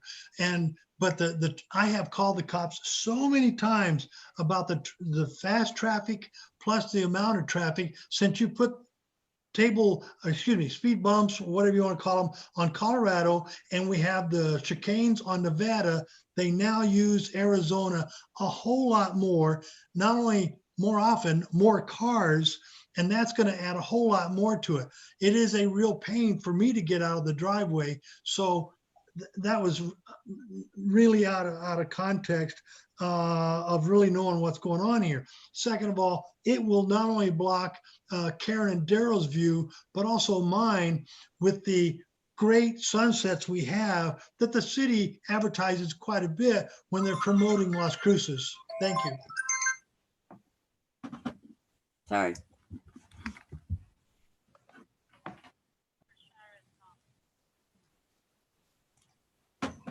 Well, Commissioner Thomas, this is Commissioner Gordon. If there's no one else who would like to speak, I'd like to address a very important question, I think, at this point to Catherine and to Catherine, if she's available. Yes, Commissioner Gordon. Okay, my question is this. Mr. Knoll just made a statement that he is willing to change some of the setbacks, which are not as defined in this application. If he is willing to do that, to give more space between the house and his neighbors, how do we approve this to try to be very specific as to exactly what he wants to do? Perhaps that we might have to postpone this and let him resubmit with new setbacks. Because I can't remember what he said about going from 10 feet to 9 feet or 7.5 to 5 or whatever. Sure. I just can't. How would you do this? I would agree with you that I think that the most prudent method would be to basically request that he return with a new design if he's interested in reducing those setbacks to make them more compliant with the zoning. Simply because it is redesigning that footprint. It changes the nature of the infill development proposal, which is usually a little bit more site specific than you see, say, for even a master plan or a zone change. IDPs are really structured so that we know exactly what's being placed on them when you receive a proposal of this type. So I would recommend that he would return. This would be postponed, and that he would return with a new design if that was the desire of the commission. All right, then when we vote, do we make that request, or can you do it now? Madam Chair, if I may, please. This is Larry. Yes. Mr. Nichols. I would submit that the changes I heard Mr. Knoll presenting about his setbacks were possibly a foot or two, one way or the other, but it's not going to make a monumental difference in the overall character. But if he is determined to change the footprint, if you will, of the structure on the site, we would have to see that to make sure that the project is still compliant with the infill development code, which it is as it's presented now. Okay, Mr. Knoll, do you have a response to that?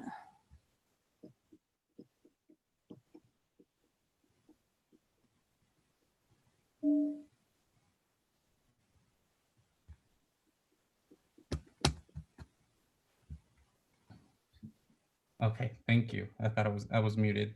The only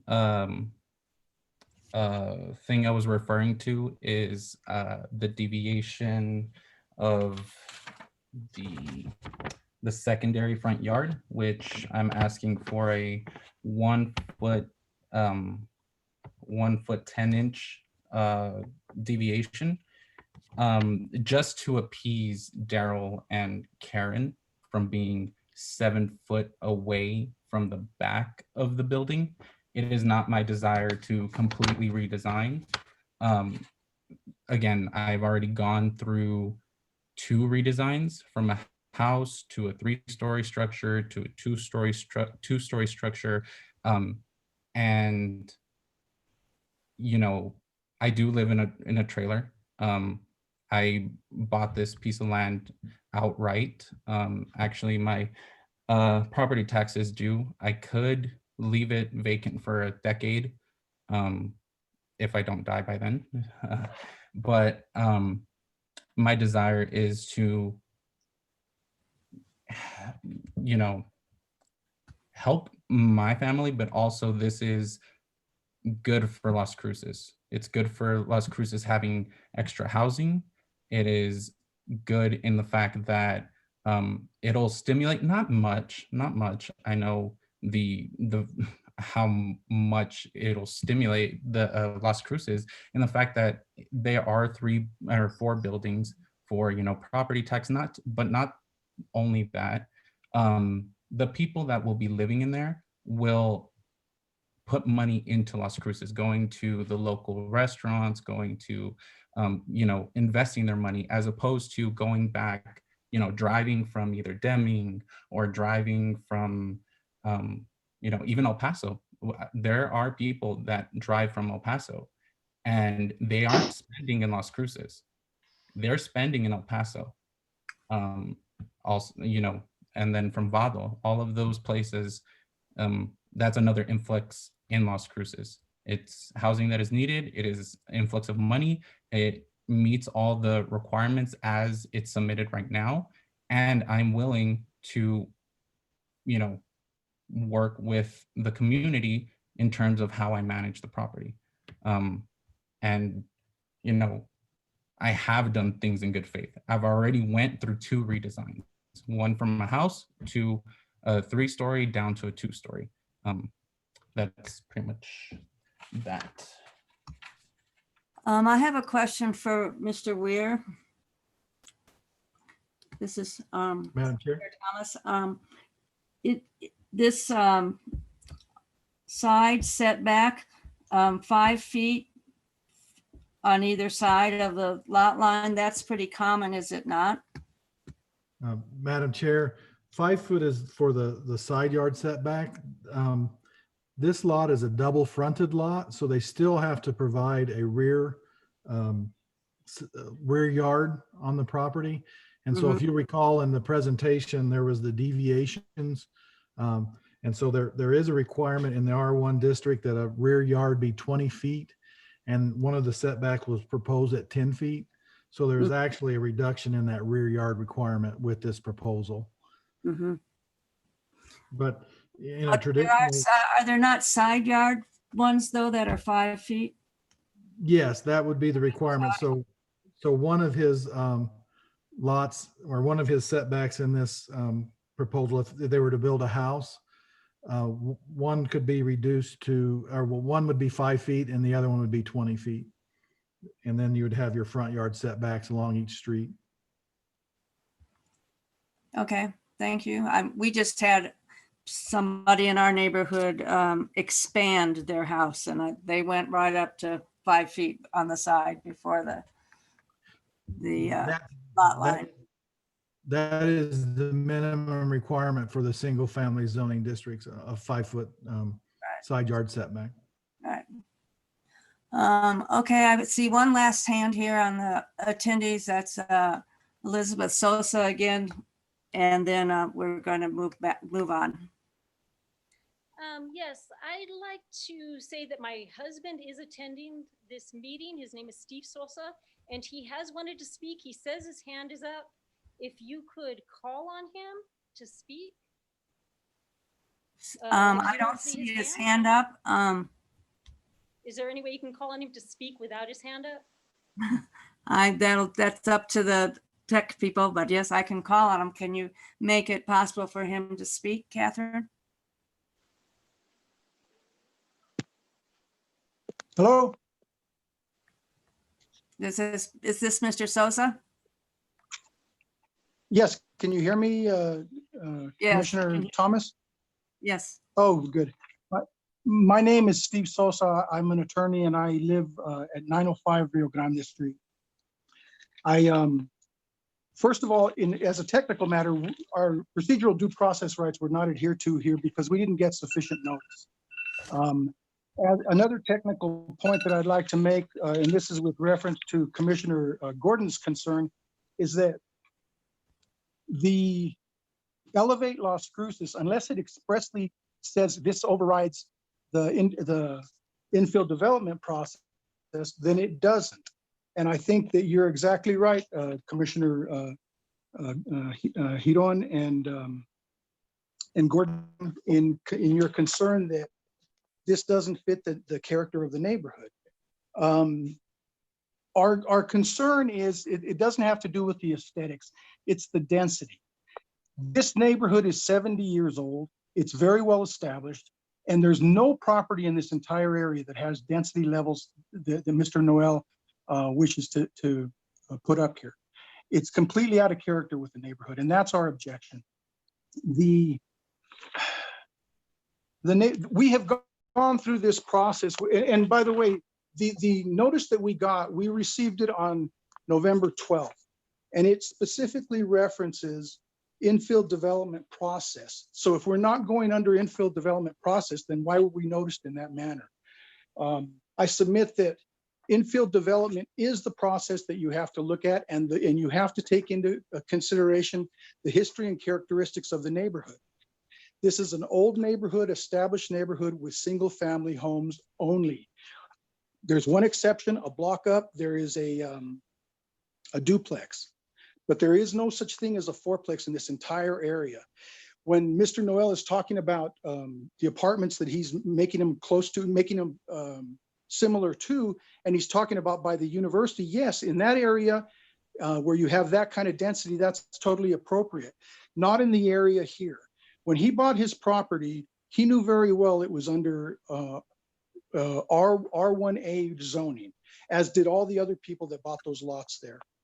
And now he comes in, wants you all to okay him because he has a good story. And I feel I'm good for him that he takes care of his parents and all of that.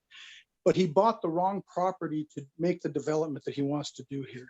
And he has to jam it in such a way that he has to get a variance on, not a variance, deviation on every single side to even potentially put that much density in that old neighborhood. It doesn't fit in the least. These lots have a history as well. For the longest time, it was occupied by one house, Nevada's house. About 2005, 2006, they lost their home and a developer bought it. That developer came before— Madam Chairman, 3 minutes, Madam Chairman. I'm speaking for a number of people, so I'd ask for some— Finish your thought.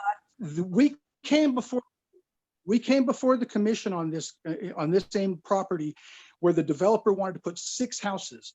The commission said that's out of character with the neighborhood and disallowed it.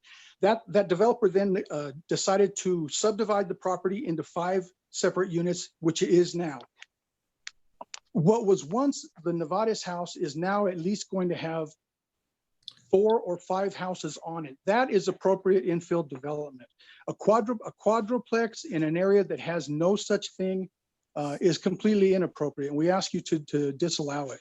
At the very maximum, I would submit that a duplex, if properly planned, might fit the neighborhood.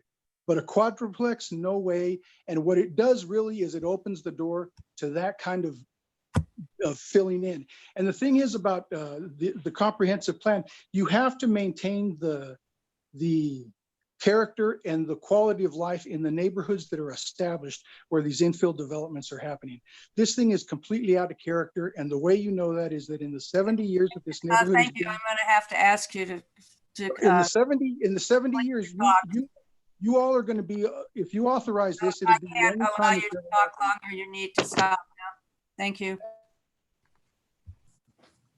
Okay, I think we'll go back to the commission now. Any final thoughts or comments from the commission? This is Commissioner Gordon. Mr. Sosa just made a statement which sort of echoed what I started this particular item off with about that plan.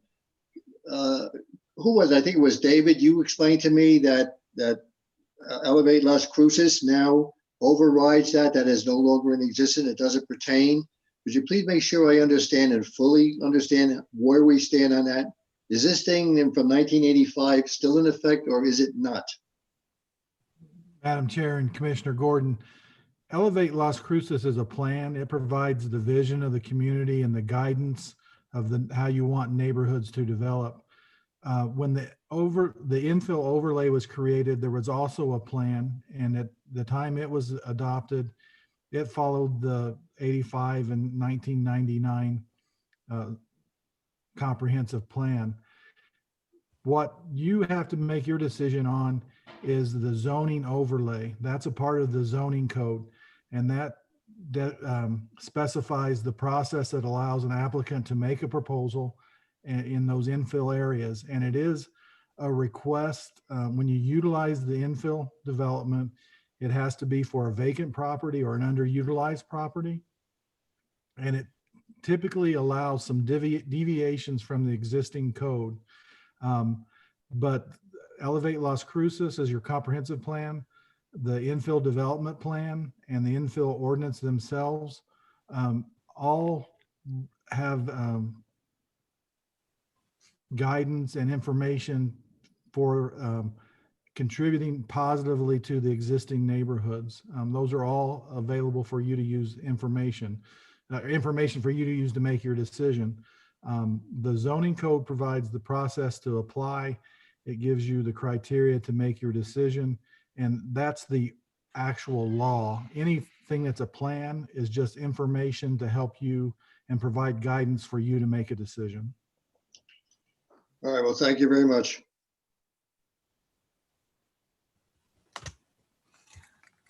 So my question then is,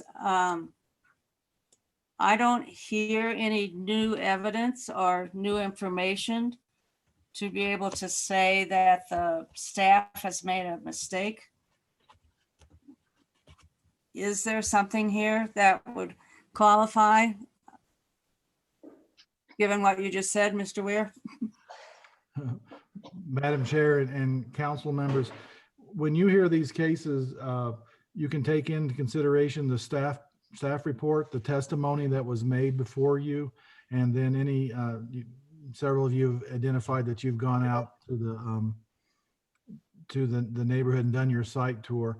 Those are all considerations that you can make to make your decision, whether you support that and agree with staff, or you feel that there's been enough information that creates a difference in facts, and that you would just need to state that when you make your vote on whether to approve or deny this request. Okay.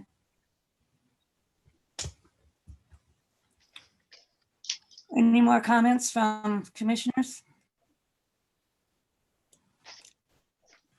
Okay, then I guess we will go to a vote. Can you do a roll call, Mr. Weir? Yes. I'm sorry for interrupting. Is there one last thing I can say?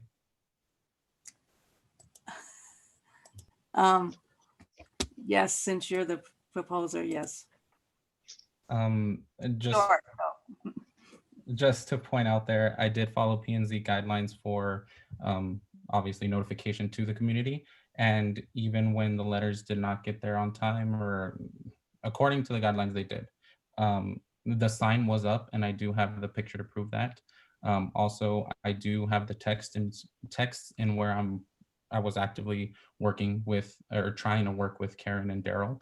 And I forgot to address Bob Duffy. The traffic, so I don't know how long he has been living there, but in that time, you know, right now there's a petition against me, right?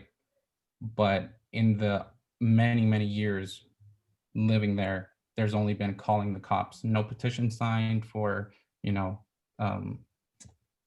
bumps, road bumps or anything. That is something that I can, as part of the community, I can help with. I mean, not help with, but like, I would be okay with speed bumps.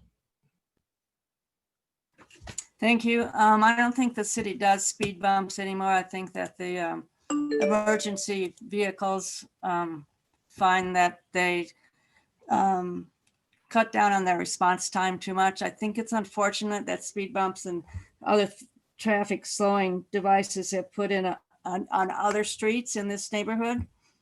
You know, I think if I lived on this street, I probably would petition to get those taken out so that the traffic gets spread out more evenly. So, okay. I think we will go for a vote now. Mr. Madam Weir? Chair, this is David Weir. The original motion by the commission was for approval of the IDP. So a vote for yes would be to approve the fourplex, and a vote for no would be to deny the request. So I'll go to the commission now. Commissioner Sanchez? Yeah, so unfortunately, what I can see is the absence of any new information other than what city staff has already provided us. I will vote yes. Based on that recommendation, and also based on its compliance with Elevate Las Cruces, it encourages the use of alternative housing types, styles, and living arrangements in an established area of the city. Commissioner Muniz? Oops. Can you hear me? Yes, we can. Okay.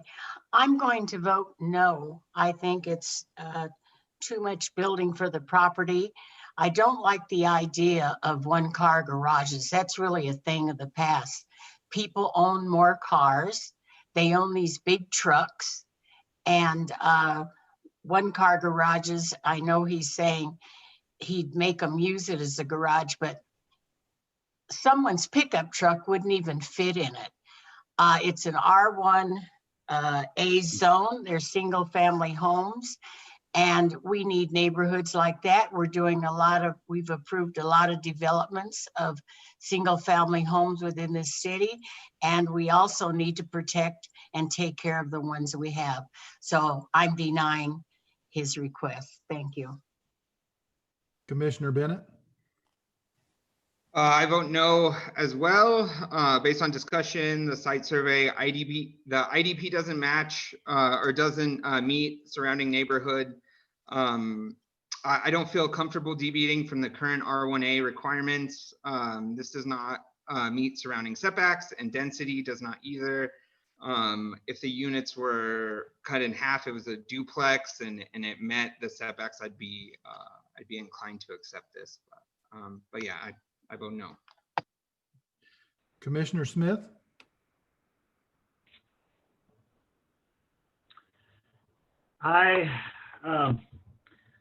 You know, Mr. Knoll, he meets, you know, the compliance as far as the infill development overlay.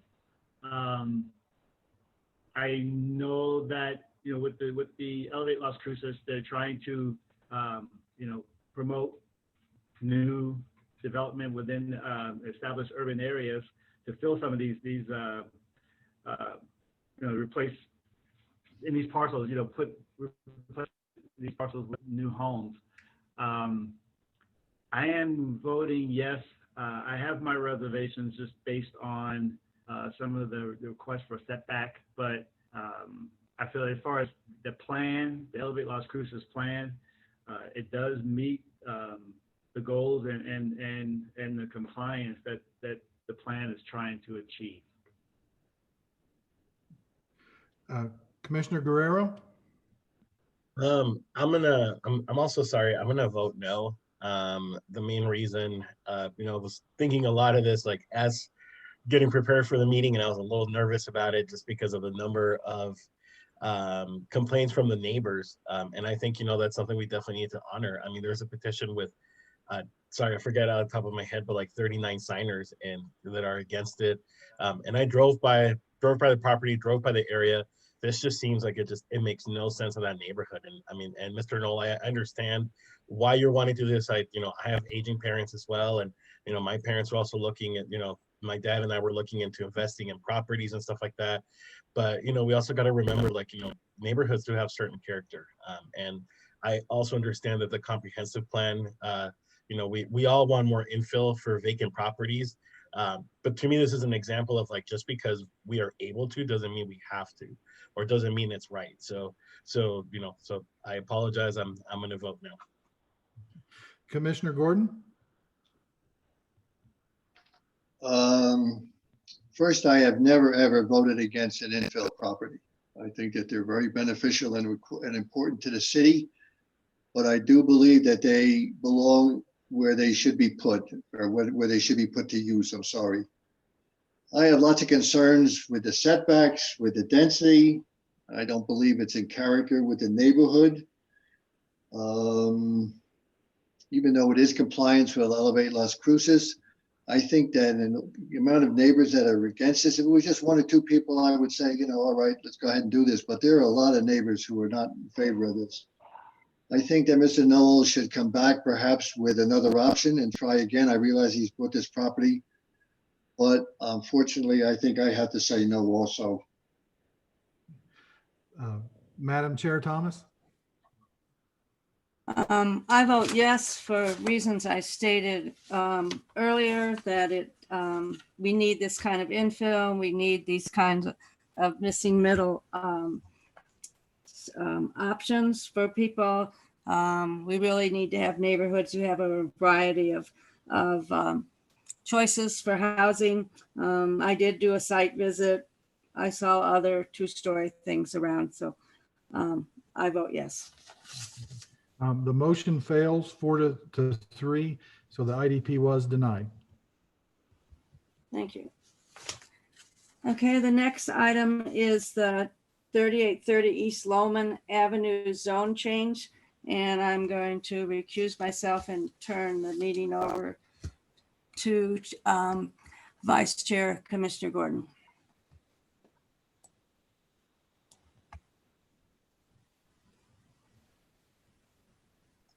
All right, thank you, Commissioner Thomas. Do we have a motion to accept?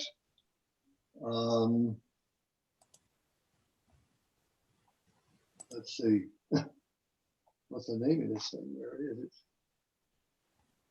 I guess it's just a rezoning of, it's just a rezoning of case, this case number. I guess you have to put the case number in there. Summary of case 20Z0. I mean, I can't tell if it's a 0 or an O. I think it's 20Z005000098. Do I hear a motion? This is Commissioner Guerrero. I propose a motion for the property of 3830 East Lowman. I was trying to remember if we said we had to read the whole thing. I can definitely do that. If not, I propose a motion for it. Is there a second?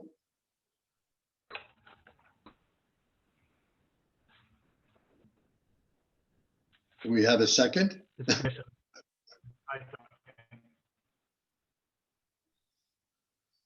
This is Catherine. That was seconded by Commissioner Smith. All right, thank you. We have a motion and a second. We have staff presentation. I believe, Catherine, you're going to be doing it? Yes, Commissioner Gordon, I will be doing that. And again, just to reiterate, we don't have to list the case number. Just state the address and the type of case that it is for the record, and we will know what that means.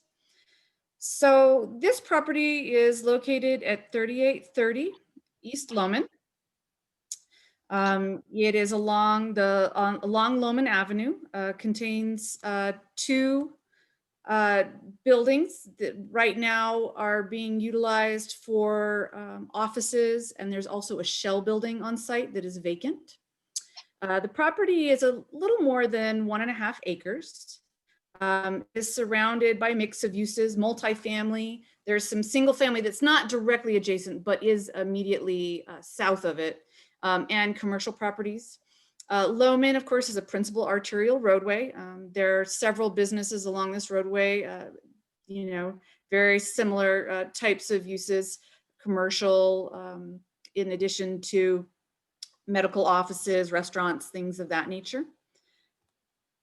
Here's a photo of the site. You can see those two buildings that have been constructed in the parking lot. There are several existing conditions from a previous zoning ordinance. That was zoning ordinance 2660 that was done several years ago. The building heights were limited.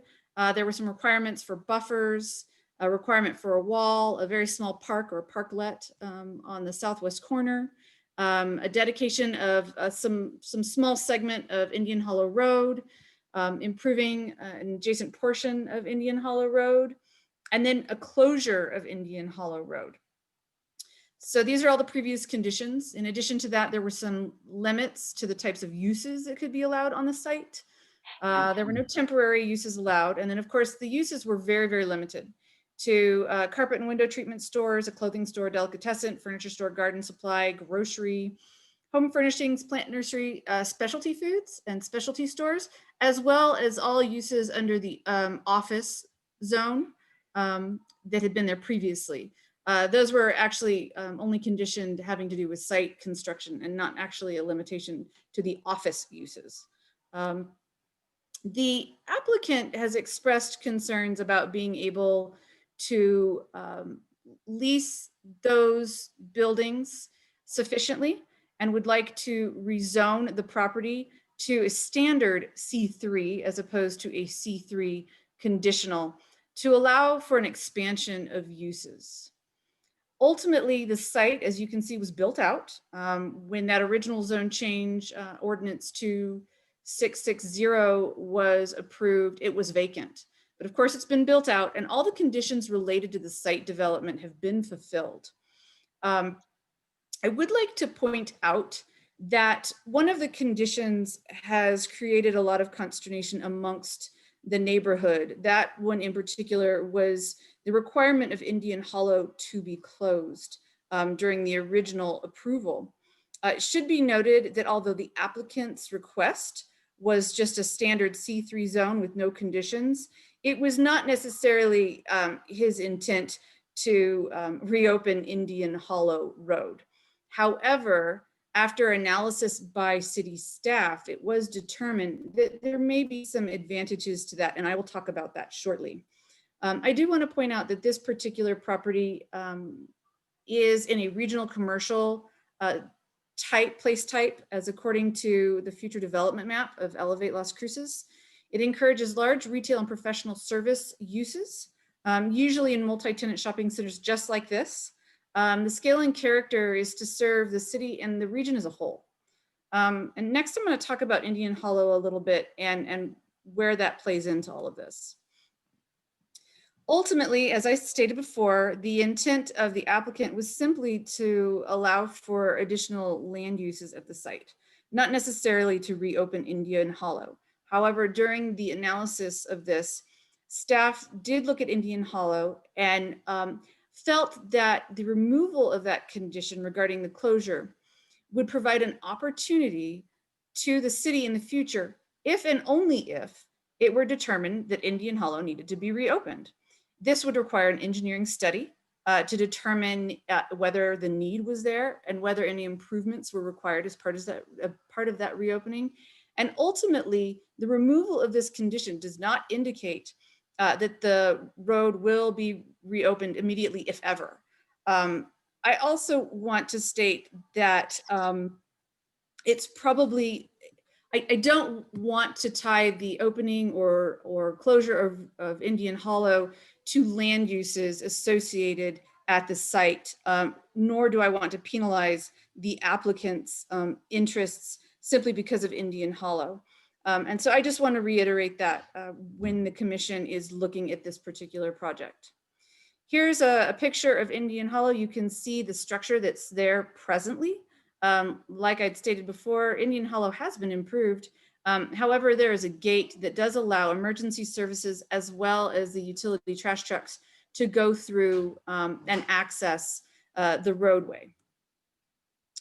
Reviews were sent to all of the relevant agencies and departments. Staff did not identify any issues associated with the proposal. However, as you may be aware, with all of the correspondence that I sent out to you, there were several emails, letters, and a petition with over 90 signatures in opposition, specifically to the reopening of Indian Hollow.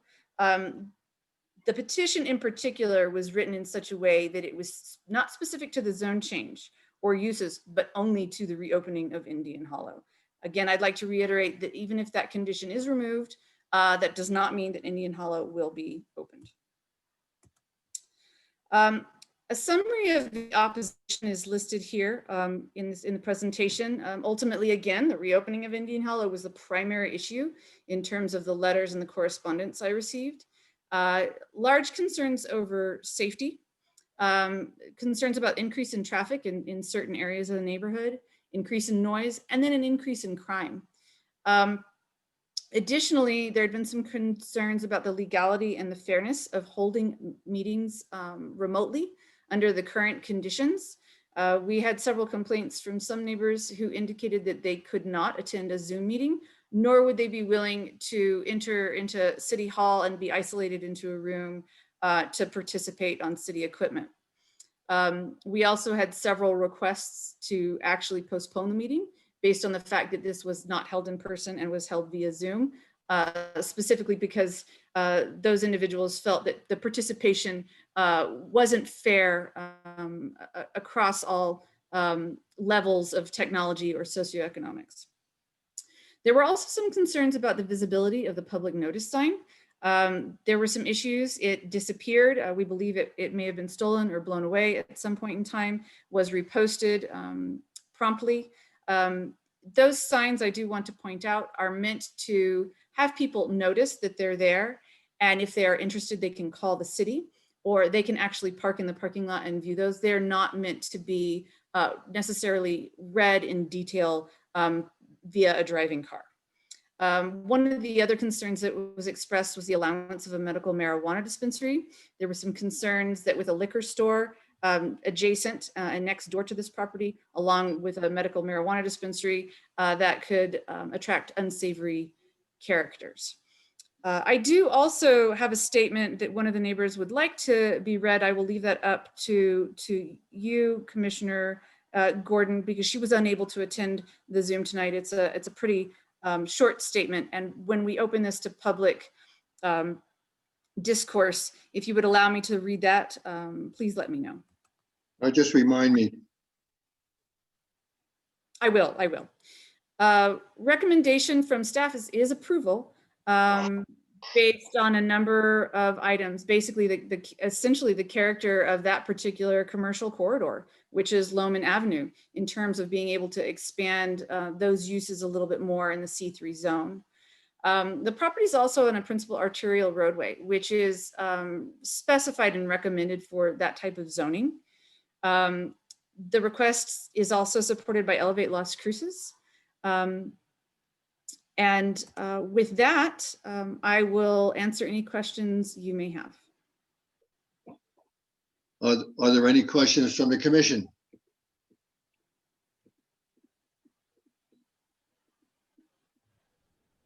Anybody having trouble unmuting? All right, No since questions.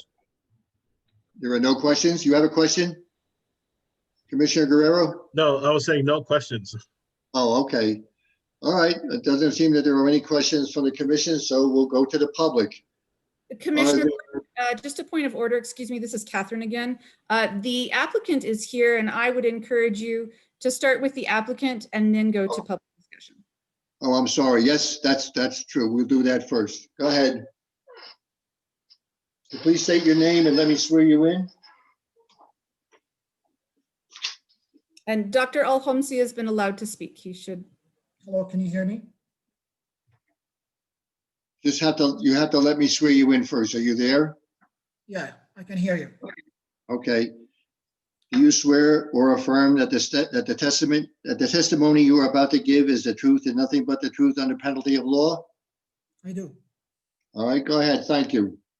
My wife, Raina, attending with me, Mr. Chairman and community members. My name is Bassem Homsi. I'm a physician, internist, and emergency physician working in Deming for 25 years. We moved from Deming to Las Cruces 5 years ago. We put all our saving and loan from the bank in this property when we purchased it almost like 12 years ago. We built it about 8 years ago, and we executed all the orders and the recommendation by your committee about the buffer, 30 feet buffer, and landscaping, garden, and a playground for the kids and shade. We feel that we get treated unfairly for this because all the property around us has less restriction than us. We lost a lot of tenants coming to want to rent, and just because looking at the restriction and the time limit and everything that going on in this property, and they change their minds. I feel like the property right now become like almost deserted, more like homeless people are coming, and we have to go every other day as just collecting the defecating around, and the back of the property actually smell very bad. And you can tell I think the neighborhood, it's really smell very bad in that area there. Usually I talk to Hobbs International, the tenants there, and the doctor who rent from us. And we run all the tenants or the potential tenants before we rent to them, or if we want to rent, especially with the previous tenants that they want to go ahead and rent from us. I run it by these two tenants because they are very important. I want to keep the reputation of this property very high. I will not go low with anybody and I don't want to harm the neighborhood. I don't want to, make, any damage or any bad things going on the neighborhood. But I don't feel like, I feel like really we are losing our saving on this, and it's not the same as the other property around us. And any help we can get from the city and from the neighborhood, we appreciate that. All right, thank you. Are there any questions from the commission?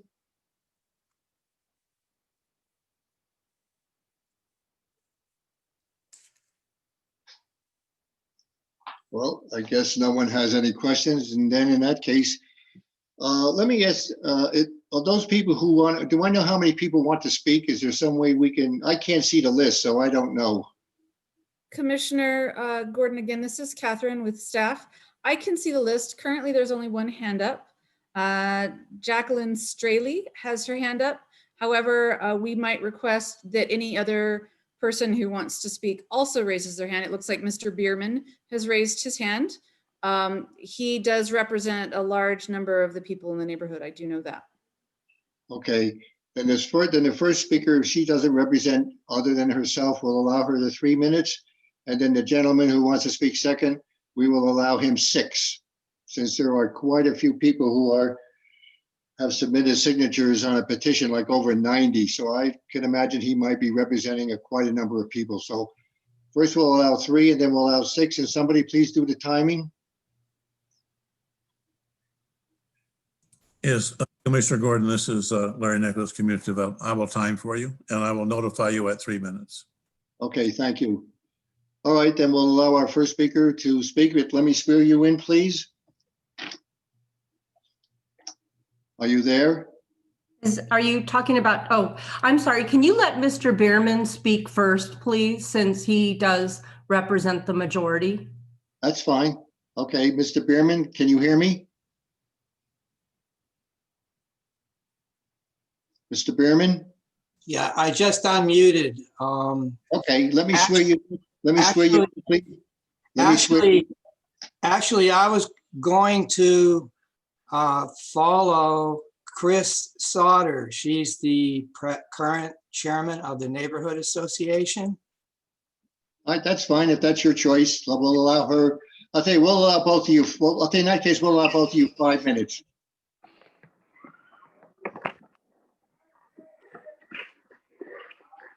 Okay. Can I swear you in, please? Could you please state your name for the record and let me swear you in?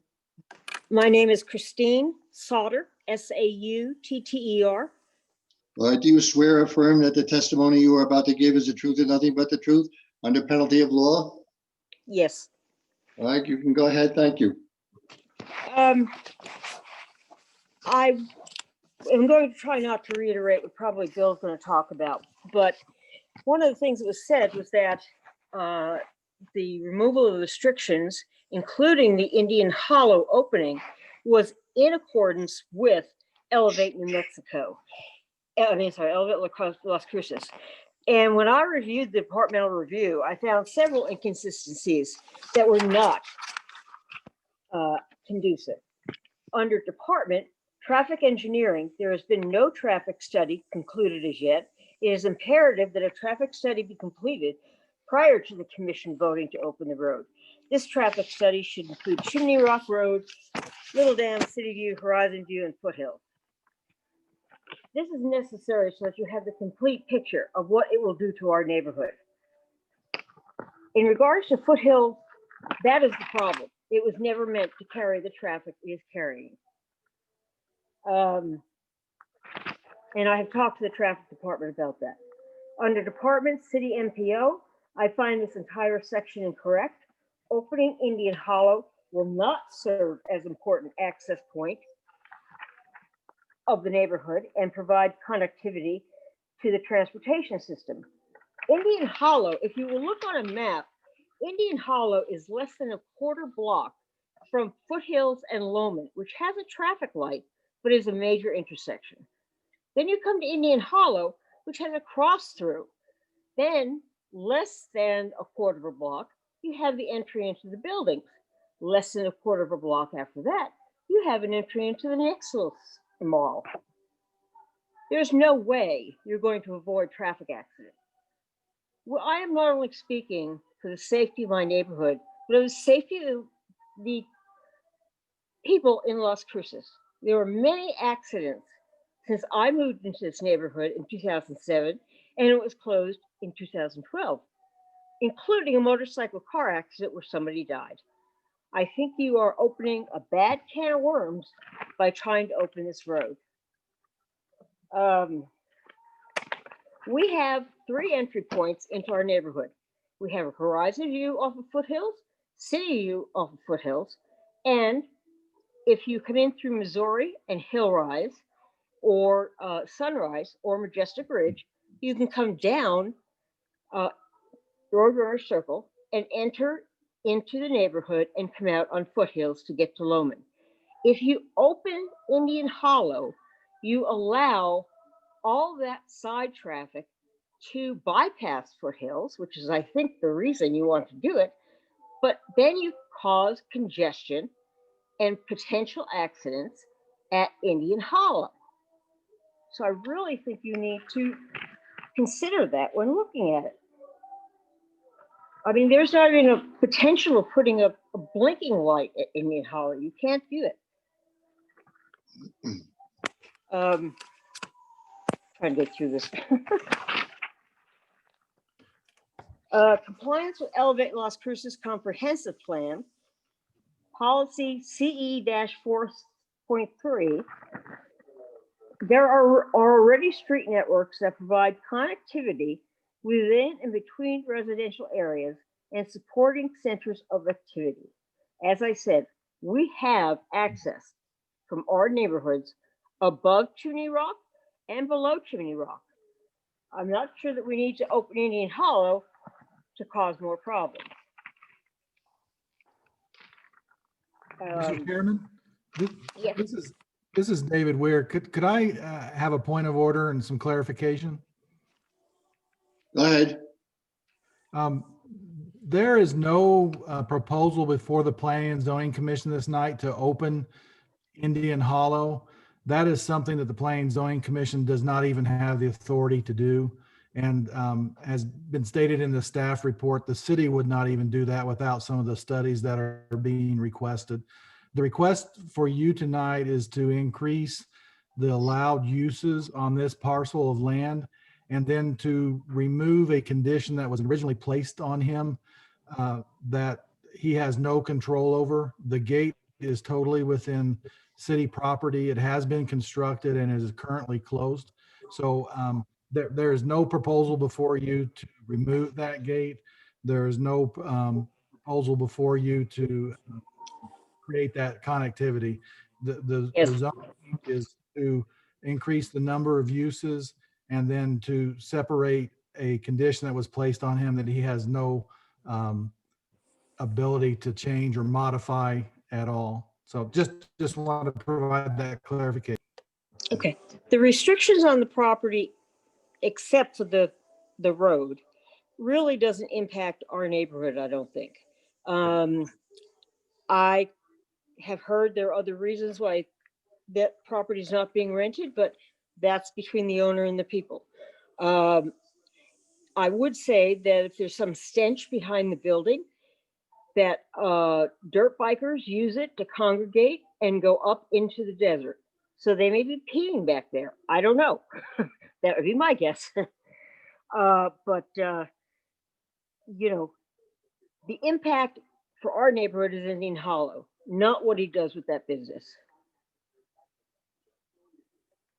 This is Commissioner Gordon. Touching upon this subject of traffic that you talked about, David, I have a question to ask you. Are you there? Yes, Commissioner, I'm there. Okay. Here's my question. I realize what we're supposed to do this evening, and we have no control over the street opening, and not a lot, we really don't want to put that. I don't think we're supposed to determine whether we put a condition on that. But if the city, say for example, in the future does decide that they want to open that, before they do, you're saying, you made a statement that they will do traffic studies. I would assume you really can't do a traffic study where there's a gate because there's no traffic there. So you would just have to do traffic in the surrounding area.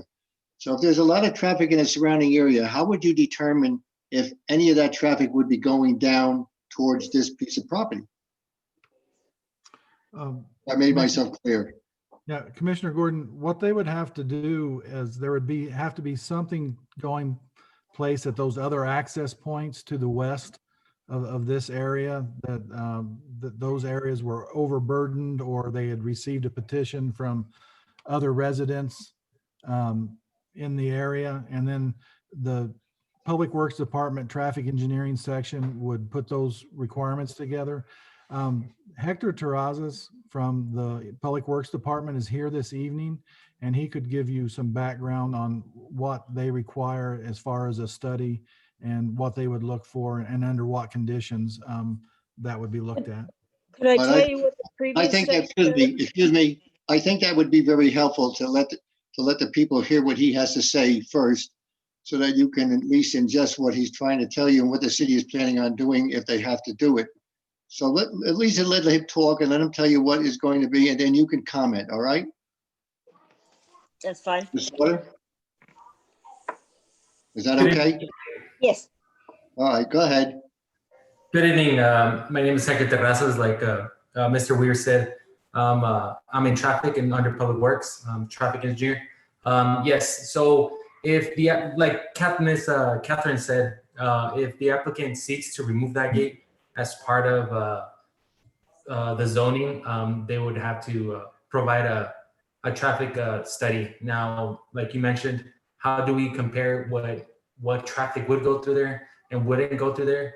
More than likely, they would have to give us what kind of development they're going to be proposing. If it's going to be a high intensity, high turnaround, very high volume vehicles, That's going to be one of the factors. Of course, it's going to create more development. If it's more of a local kind of attraction, let's say something that the neighborhood around there is going to drive there and not walk there, that might be one of the impacts. And we see, okay, a lot of more local traffic through there is going to be going through there.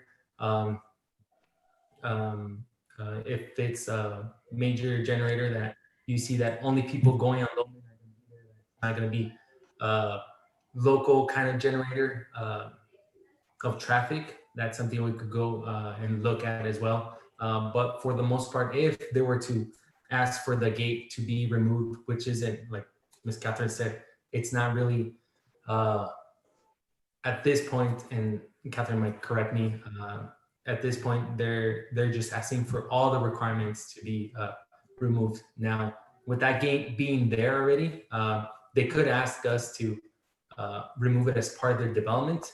And with any other kind of, and just like any other development, if they're asking for any city infrastructure to be removed, they would need to provide us an accurate traffic injury study, which might mean temporary removal at their cost of the gate to see if there's any other traffic,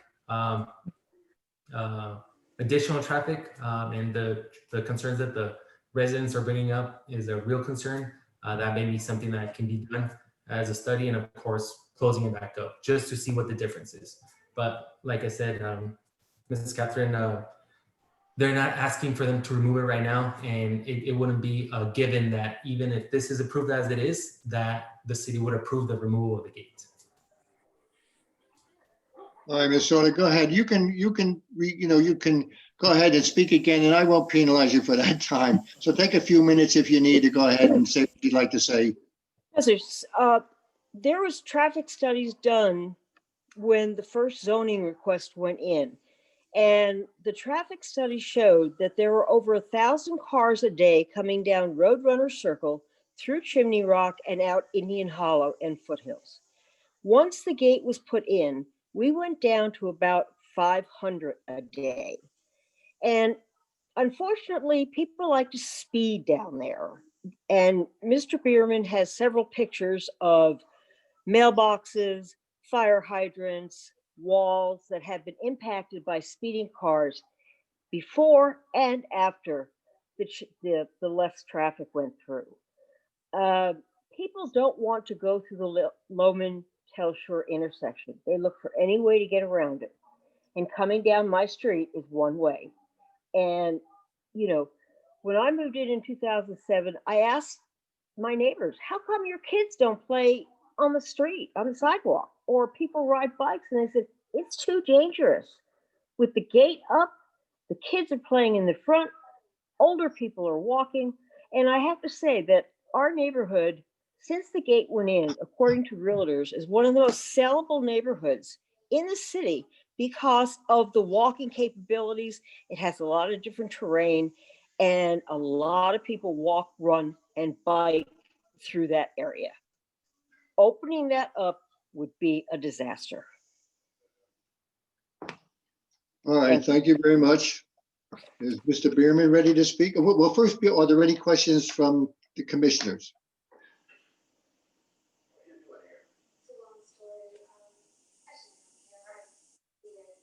I hear somebody talking. Are there any questions? All right, if none, then we'll speak to Mr. Bierman.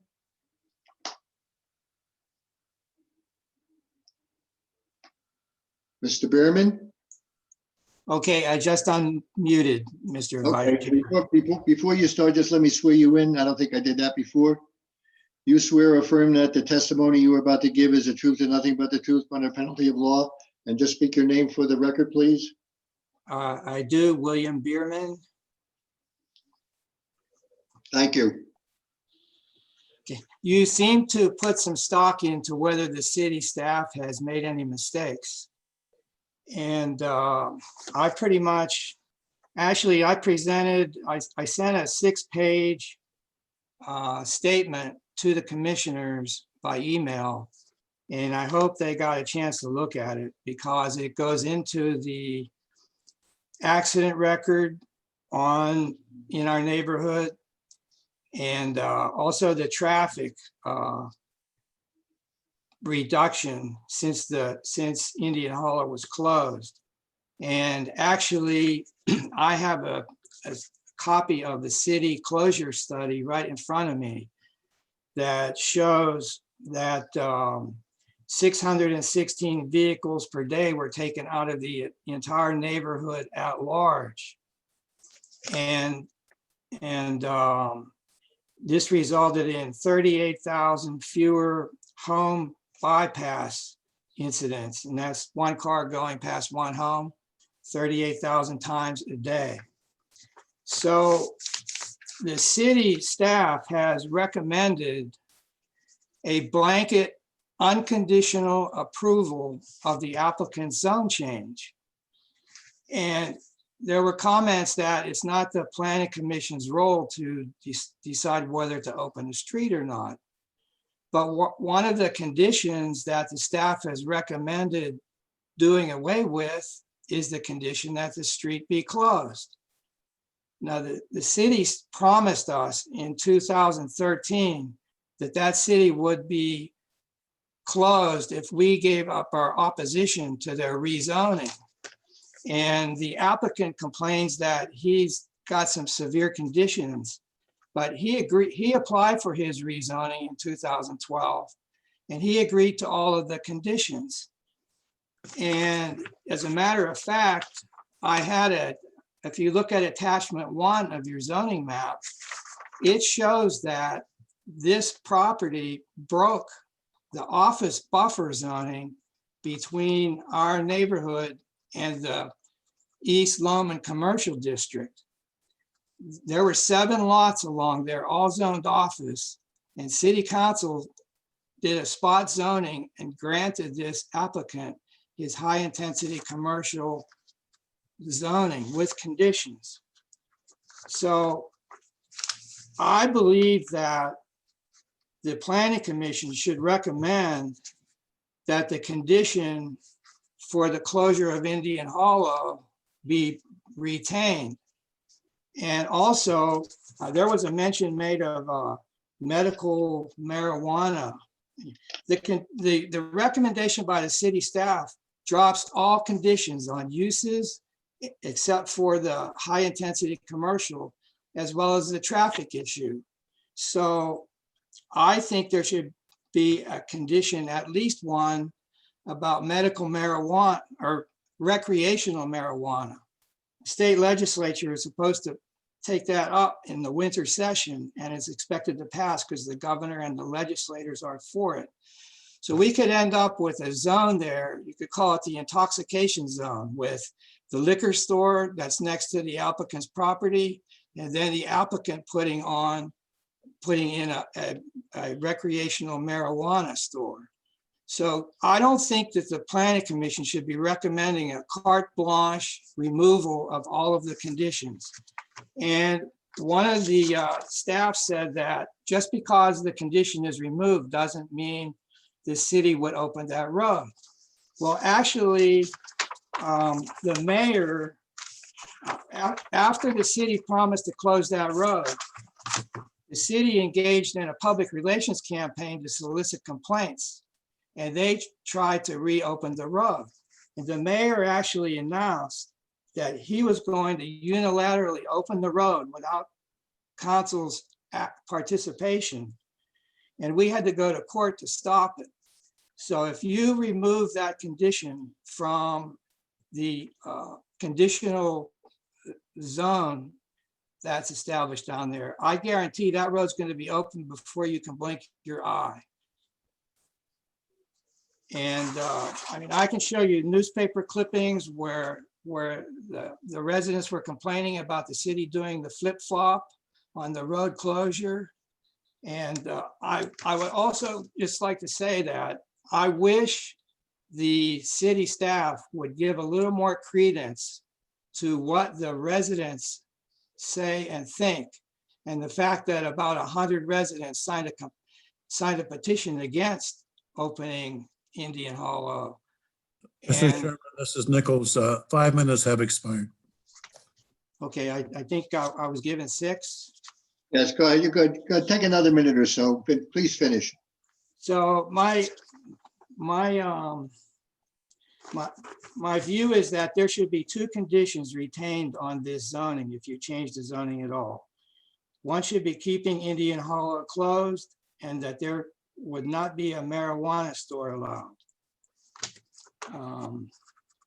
My statement kind of got trashed as I went through trying to cut it down.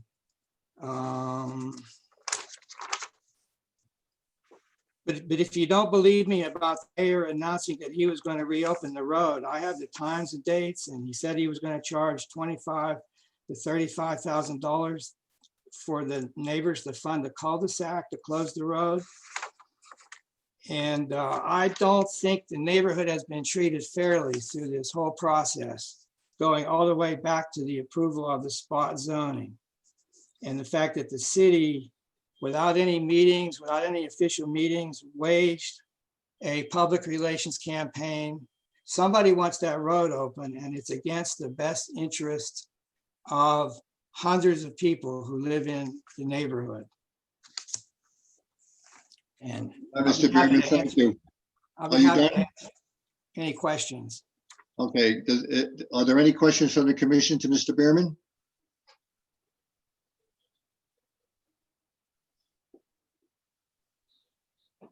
Are there any questions?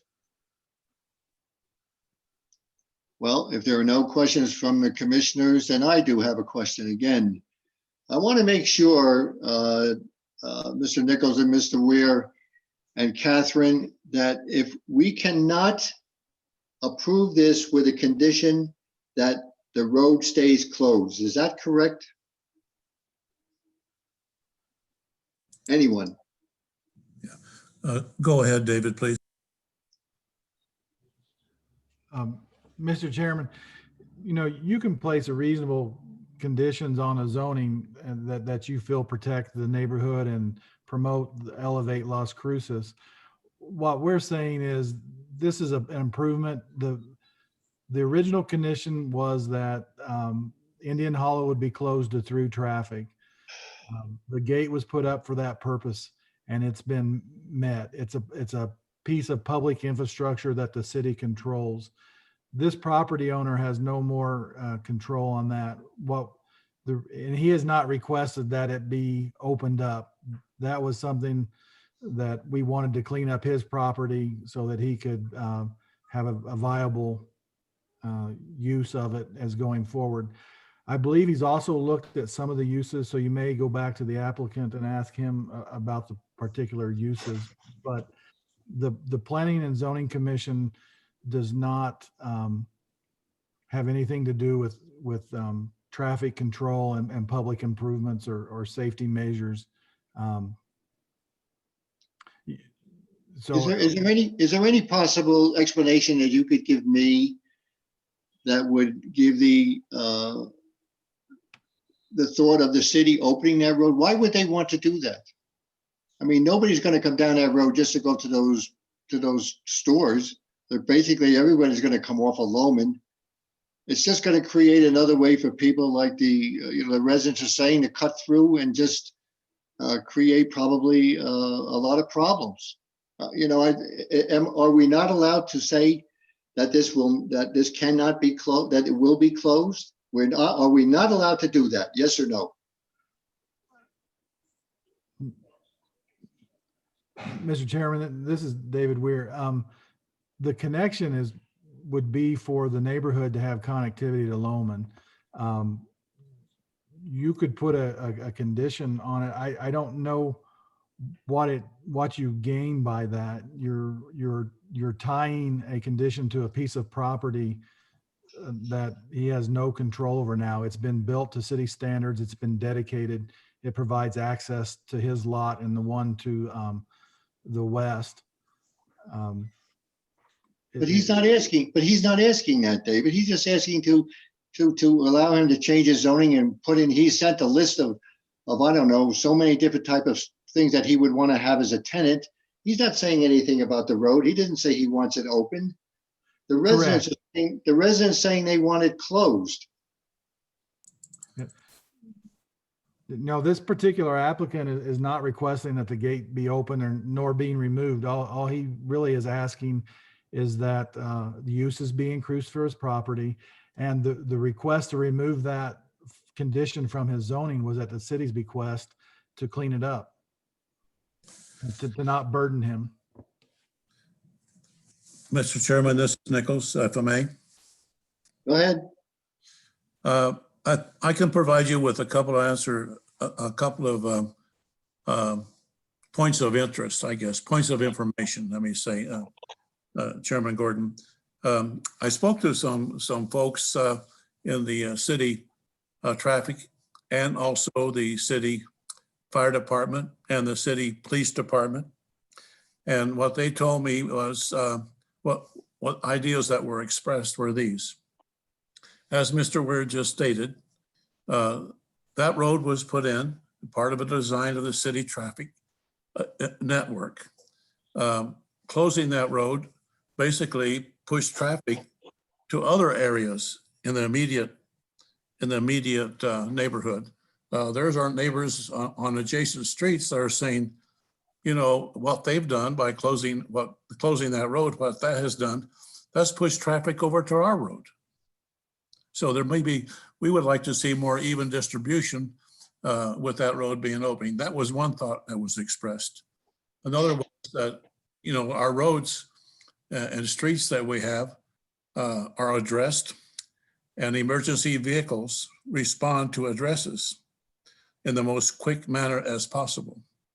If they come up and we're going to go down a road and they find out that there's a closure there, then they have to reroute themselves. So this was a couple of the reasons why the proposal was put in to this action tonight. Yes, the Indian Hollow residents are very concerned about that street being opened. It'll increase traffic. It's the same as their neighbors down the street. They're thinking the same thing, that the road that is open. So I guess there's 2 points there to consider, but that's the points that were mentioned to me. We have a city network of streets. So this becomes a part of that network if it were open. Secondly, it does give alternate routes for emergency response vehicles. Well, let me ask you this. Because Commissioner Gordon again, what recourse will the residents have if we approve this tonight and the road stays as it is, with the city having the option at some time in the future, based on whatever studies they want to do, and they say, okay, this road will be open. And now at that point, what recourse will the residents have other than, again, to go out and get 97 signatures to say it should be closed? Will they have to go to court? Mr. Chairman, this is David Weir again.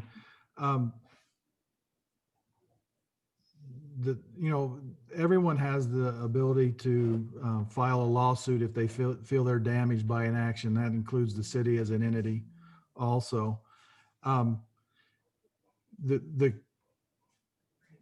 guess the one point that I'd like to make is the condition for the initial rezoning of that property was that road be blocked off and so there's not through traffic. That condition has been met, and the property has more or less been built out. There's still some tenant improvements in there. I would argue that even with the condition that the city could remove that gate if it was deemed a public safety necessity, but there's really, it's a local street there. The opening of the road would only be at the request that I would see from the neighborhood for their own convenience. The road, it's not a direct route to Tell Shore or anything. You have to weave through the neighborhood to get that direction. It wouldn't appear to be a time saver. So there's really no incentive for the city to open that gate unless there was a request of the majority of the neighborhood to do so. The reason we asked that condition be requested, and I said we, the city, was to unencumber this property owner with a city issue, and so that he could put his property to the most productive use that he can, and be an asset to the city and that corridor. David, in a way, and I do agree with you. You know, as much as I'd like to think the other way, it's just I'm trying to take the view of the residents and their disdain for having this particular gate open. But in one sense, you are correct. For someone to come from Telshore to come out onto Lowman, to me, it just seems so easy just to go down to the traffic light and make a right than have to go through a neighborhood to get down there, if what I'm saying is correct. But I'm just concerned if what recourse do they have if the city does make this decision? That's all. I mean, that's something that I suppose they're going to have to consider. And since this is not something that we're considering, then we'll have to move forward tonight and make our decision. Thank you. Well, Commissioner Gordon, just to clarify, any affected party has the right to appeal a decision. Like if you were, any decision you make on this zone change, the neighborhood could appeal to city council, or the property owner could appeal to city council.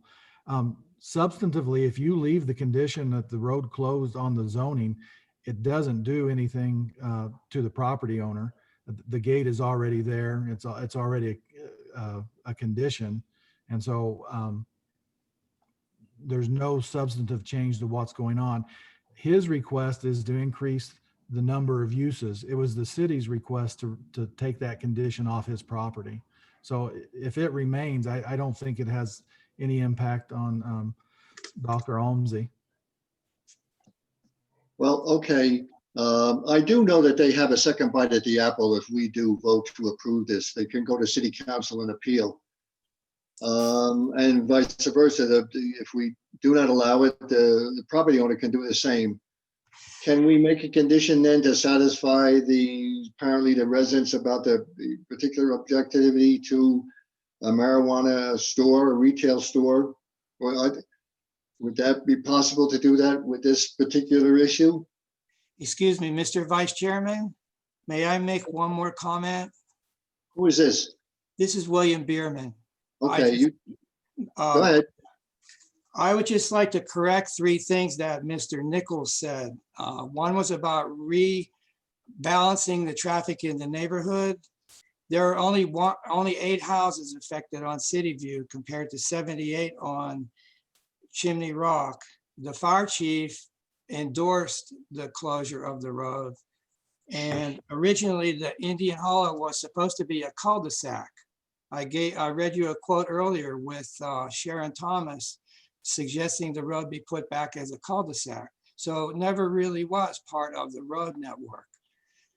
So I just don't know why they're so hell-bent on opening that road. And if they weren't, why would they even propose taking it off as a condition?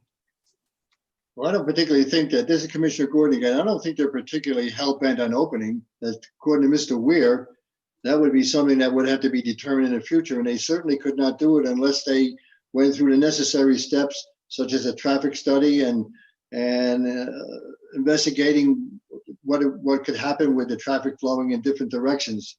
So I don't think that's okay to say that they're hell-bent on opening. I think there is a possibility, yes, that they could do that. They could go ahead and decide to open it, but then again, I don't know what your rights would be other than to petition the city not to do it. But again, as Mr. Weir said, and as I just said also, if we vote to approve this tonight, and I would like to add a condition of a marijuana retail store, that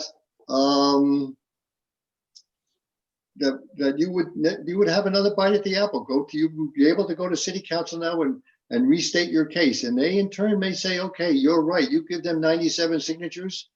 To them, that may be, look, I agree that that's an awful lot of people who don't want this, and I sympathize with them. I have empathy for them, but I don't know in this case as to whether or not we really should be concerned with that particular item that you're talking about. So we'll just have to see what happens in the next few minutes. So if there's any other commissioners who have any questions for Mr. Bierman?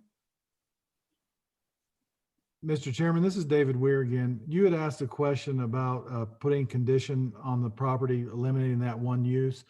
I think a better approach might be to ask the property owner if he had any objection to that, and that he's actually the one that proposes that use not be placed on the property. Well, if he says that, this is Commissioner Gordon again, if he states that tonight in testimony, is that considered,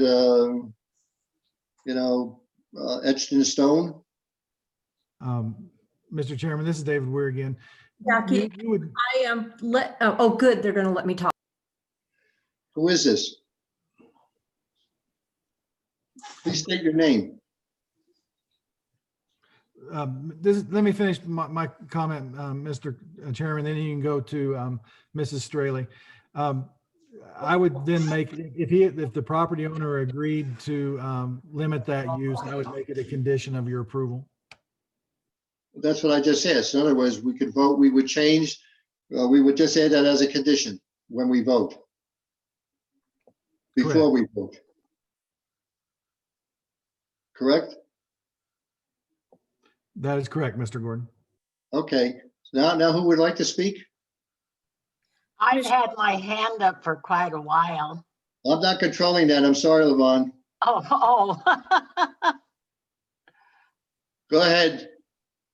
I would just like to say, the gentleman has come for about a change on his zoning, and everything's about Indian Hollow, and everybody's saying, well, they brought 98 signatures. The whole area is dangerous.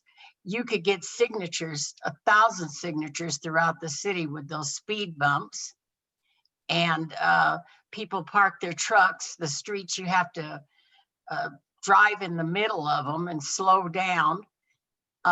Children shouldn't be playing in the streets. You can't even drive by when they're at their neighborhood mailboxes with their cars parked the wrong way. I think there's a lot of troubles in that area.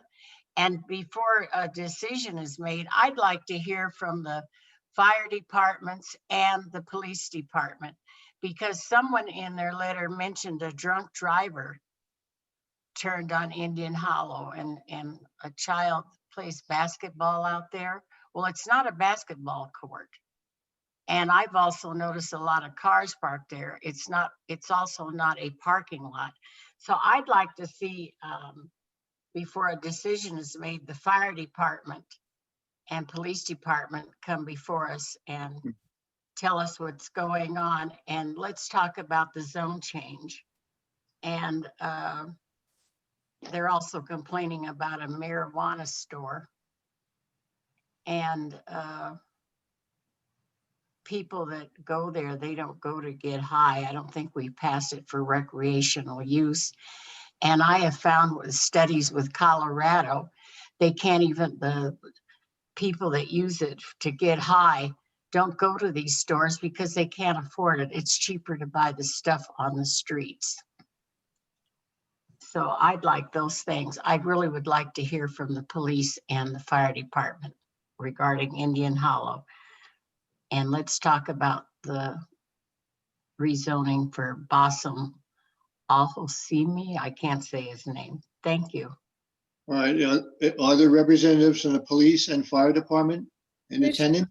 Commissioner Gordon, again, this is Catherine. We do have Mark Dubin with the fire department, and hopefully he can address emergency response questions. There unfortunately is no member of police this evening, but we do have the fire department.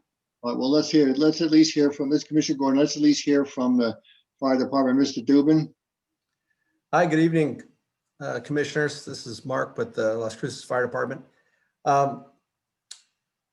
We've been able to respond with the gate in place. We do have siren activation capability. I mean, it slows response down a little bit. It's negligible.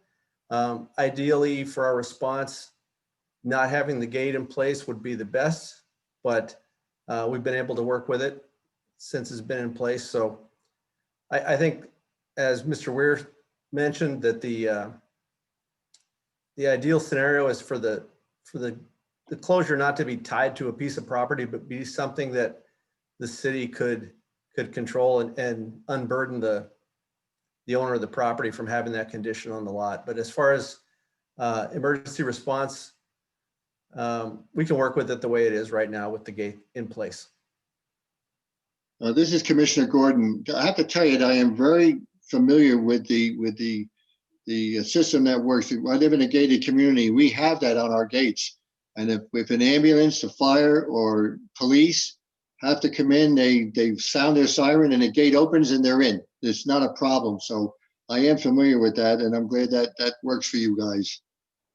It does, and it hasn't been mentioned here tonight, but I know when the gate was put in, our department worked with utilities also because they use it for trash collection as well. So it's something that we do need for city infrastructure, but absolutely would not need it opened at this time. All right, well, thank you. Sure.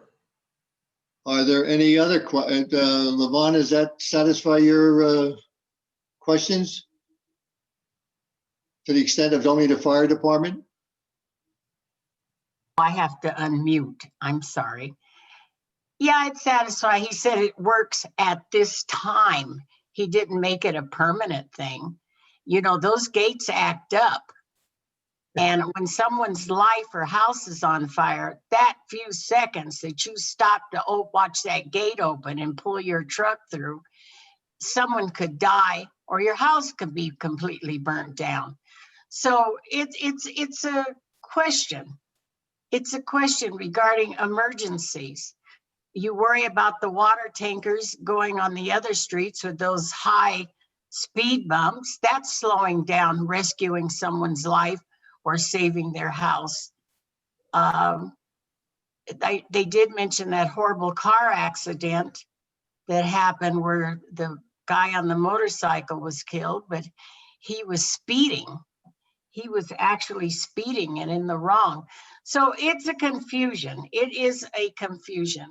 I'm very confused right now as a commissioner because I thought we were talking about zone changing and we keep going to Indian Hollow. Well, Commissioner Muniz, that's basically what the residents are here to talk about. They're not really too concerned about the zone change. They're concerned about that gate. But I can understand your feelings, and I know how important it is. We're very concerned about it here in my community. What will happen if the darn thing doesn't open? I guarantee you that truck is going to crash right through. They're not going to turn around. All right, is there anybody else from the commission who has a question? Thank you, Mr. Dubin. You're welcome. Anybody else? Gordon, this is Commissioner Sanchez, and go ahead. Not so much a question, but more a comment just on a few things. I think in particular, this last issue that we're talking about with emergency vehicle access, I think one of the most important things to keep in mind is that Indian Hollow Road was never supposed to be a through street in the first place. And so when those initial planning were done by public safety departments to figure out whether we could access those in a timely manner and so on, that's already been done. So what it is there's a potential added benefit of opening in Indian Hollow Road because of the way that it was built. But I think it's important, you know, even if you look at, you know, homes I'm seeing on Scenic View Drive, for example, that are right there, or even all the way at the other end on the southern end of Indian Hollow Road. Those are just as difficult to access as it would be to access the northern part of Indian Hollow Road as it is right now. And so all of that planning was done by public safety departments already. So I think one of the things that we need to be doing when we consider public safety concerns on that street there is we need to consider it according to the way it was designed in the first place, actually, not necessarily what it avails itself of now because of the way that it actually was built. The other thing I would add though, Commissioner Gordon, you did mention about a curiosity about who would come all the way through the neighborhoods in order to bypass Telshore and Loman. And the answer to that question is it's all the people who live in the neighborhoods. That's actually where that influx of traffic comes from. And I know that very well because not long after that street was closed, I worked at the bank that's right there. That comes out on the two sides of Foothills and Indian Hollow Road. And so I would come from home in order to not have to take any major streets. I would come through all that back area. And in all honesty, it would have been really convenient for me if Indian Hollow Road were open. It would have saved me about 30 seconds to a minute to get to work. But I understand why, for the folks who live there, why this is so important. The public safety concerns really are just so grave for them because I've seen exactly what it does to traffic there. And I can imagine what would happen. That being said, I believe that Mr. Ware has made it very clear today that that's not necessarily the question before us today, is whether or not we're opening that road. This is a rezoning question. And I think that that's unfortunate because if I believe that I had a say today on whether or not we open Indian Hall Road, I would vote that we don't do that. But that's not the vote that I have in front of me today. The vote that I have in front of me today is whether or not we complete a rezoning request for the doctor. And so really for me, what's most important about this whole process is just ensuring that for Mr. Bierman and other folks in the neighborhood, that they continue to have a democratized form of recourse to address this, which they will have with their city council to go over any of these things.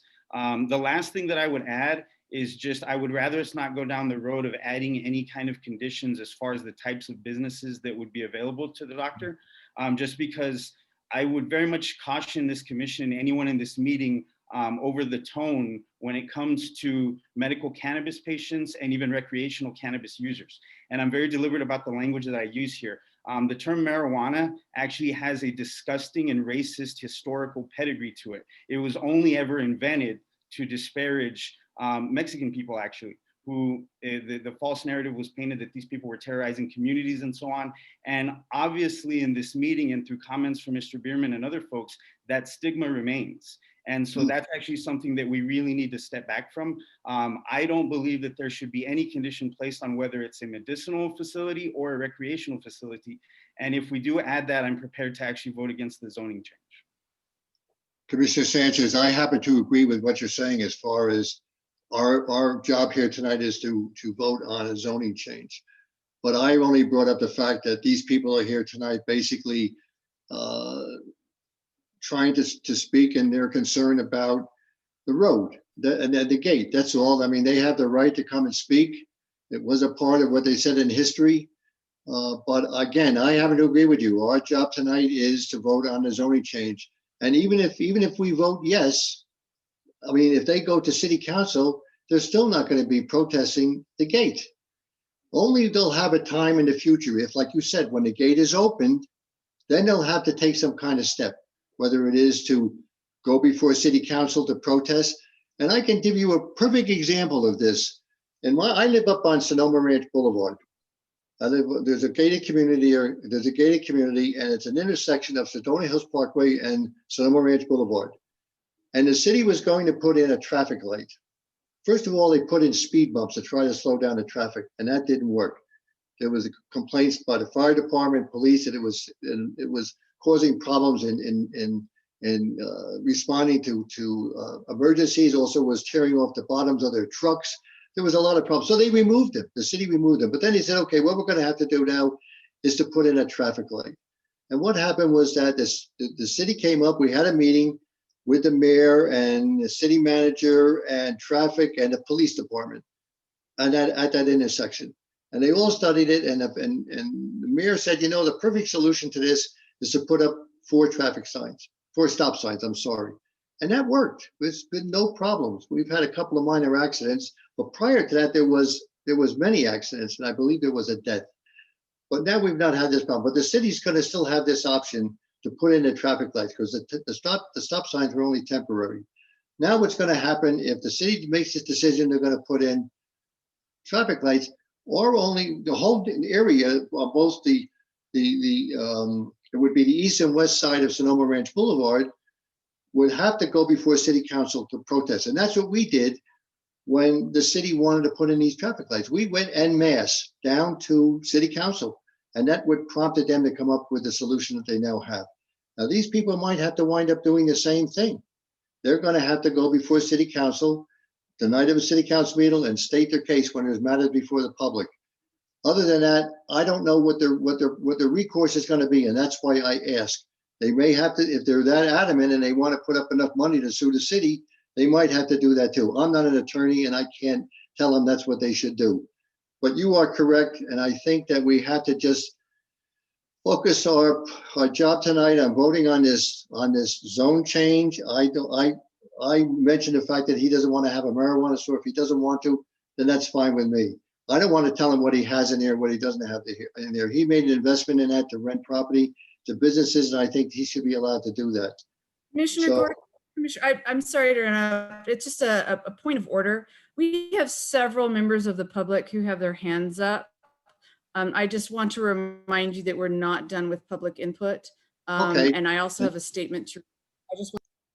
Okay, in that case, how many more people want to have something to say? Do you know? Yes, sir. Again, this is Catherine for the record.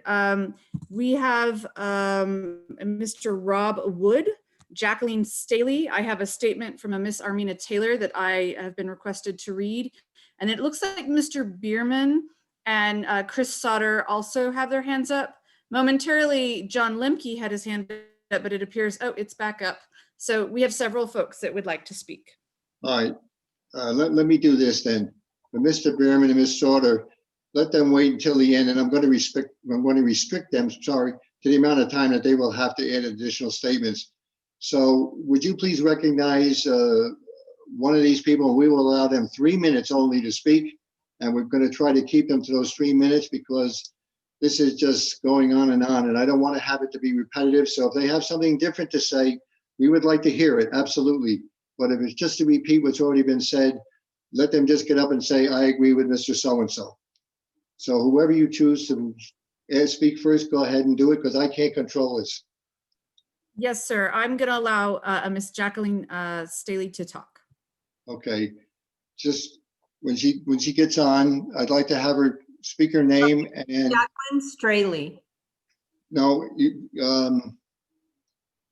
Yes, I misspoke. It's Jacqueline Straley, not Staley.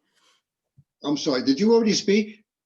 No, I let Mr. Bierman go first because he's the, he's the one that brought this forth. So, but I would like to speak, please. Okay. Then I did not swear you in. No. Okay, then let me do that, and then you can talk, and allow you 3 minutes. Do you swear or affirm that the testimony you're about to give is the truth, nothing but the truth under penalty of law? Yes. All right, go ahead. Thank you. So I moved into my home in 2002, and that's before we had, that's before the applicant had his business, before Natural Grocers, Kelly Liquor, Dunkin' Donuts, Jason's Deli, and I could go on and on and on. So basically, my first incident was when somebody ran into my wall. Okay, so we fix it. The second incident was I was on my grass and somebody came, they went so fast. I mean, people were going 40, 50 miles an hour. They went so fast. And where I live, the reason Indian Hollow is so crucial is because when you're heading south on Indian Hollow and then you head east, and you come around Chimney Rock where I live, you're going around a bend. So these people would go so fast that they would speed out of control. And I had a 2-year-old at the time.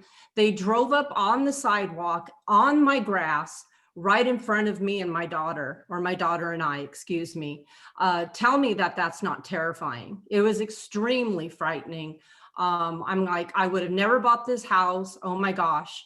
And thank God for that, that road closure because it was unbelievable. And then when you would, then you go past my house and you're heading now southbound.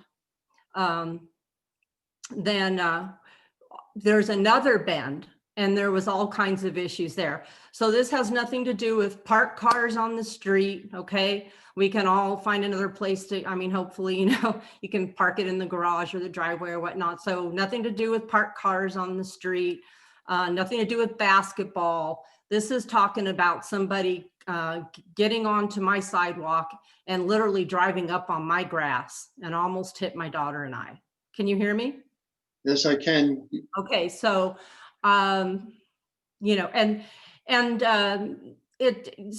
so many people with now, and this is before all those businesses, this incident happened, okay? So now you've got all these businesses there. And yes, they do cut through the neighborhood. We have our neighbors that probably do, but then look at all these people. But the thing about Indian Hollow is, again, when they make their left, they're going around two bends. Around two curves, one where my house is, and then when they head south, there's another curve. I believe Mr. Behrman just even with it being blocked off, he just witnessed a head-on collision, I believe, up there. So we still have people that are managing to come through and go fast. Now imagine Gordon, 3 minutes. Okay. Yes. All right, just finish your statement. No, I was just going to say, imagine that much more traffic. And yes, we do have a homeless situation that's quite serious right now. But I don't understand what that has to do with the road. And another situation is when that motorcycle had an accident and the man died. He did die, yes. That he was one of many speeders in my neighborhood. Like I said, my daughter and I could have been killed. So you open it and there's a matter of time before somebody's going to die. All right, thank you, ma'am. Thank you, ma'am. Thank you, Chairman. Thank you, ma'am. Catherine, who is next? Yes, sir. Again, this is Catherine for the record. Mr. Rob Wood would be next. Mr. Wood, are you there? Yes, I'm here. Okay, would you please state your name for the record? Let me swear you in, please. My name's Robert Wood. All right, do you swear or affirm that the testimony you're about to give is the truth and nothing but the truth under penalty of law? Yes, I do. All right, go ahead. Thank you. Thank you very much, Commissioner, for your time. I think bringing it back to the rezoning issue, which I think the road closure was, you have to look at it historically. Why it was rezoned in the first place with the conditions was because they wanted to build the grocery store there that they built up by by Walgreens instead. So we figured the grocery store was going to attract a ton more traffic through the down Chimney Rock and Indian Hollow to use that. So it has to do with the use of the property. So this is rental property. We have no idea what that property will be used for this year, next year, or 5, 10 years down the road. So let's just tie it back to the road being closed. So let's say a grocery store goes in there this year, it lasts 2 years, and then something else goes in, and then the city says, well, there's less traffic, so we can open up the road. So then they put in something else that's of high use, and then we have to go back and get the city to close the road again. I mean, it just doesn't work. Just leave the road closed, but that ties right into what type of businesses you allow on that property. So I say, if he wants to have any business, the list he wants to have, then just leave the road closed so we don't have this issue down the road. That's all. All right, thank you. Catherine, who's next, please? Yes, sir. That would be a Mr. John Lemke. And then after him, I have the written statement to read out loud. Okay, after he's done, I'll come back to you. Mr. Lemke, are you there? Yes, hello. My name's Angelica Lemke, and I'm the spouse of John Lemke. I am a resident. Excuse me, before you start, would you please repeat your name for the record? Let me swear you in, please. My name's Angelica Lemke, the spouse of John Lemke. All right, do you swear and affirm that the testimony you're about to give is the truth and nothing but the truth under penalty of law? Yes, Mr. Gordon. Go ahead, thank you. Thank you. I'm a resident of 3410 Chimney Rock Road.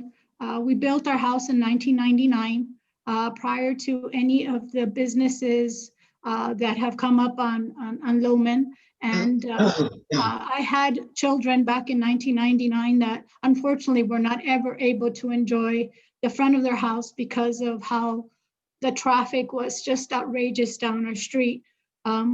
With the closure, I have seen a diminish of traffic. And yes, it's a lot more accessible for us to be able to go out and walk and enjoy our front yard. My question is if you guarantee this rezone, can't you just put something there to guarantee us as property owners of Indian Hollow the right to say that this road will never be open? I would want to hear that, because if the answer is no, I will probably tell you for sure that I'd be one of the first people to probably put a for sale sign on my home and have to look somewhere else where there is safety in our neighborhood.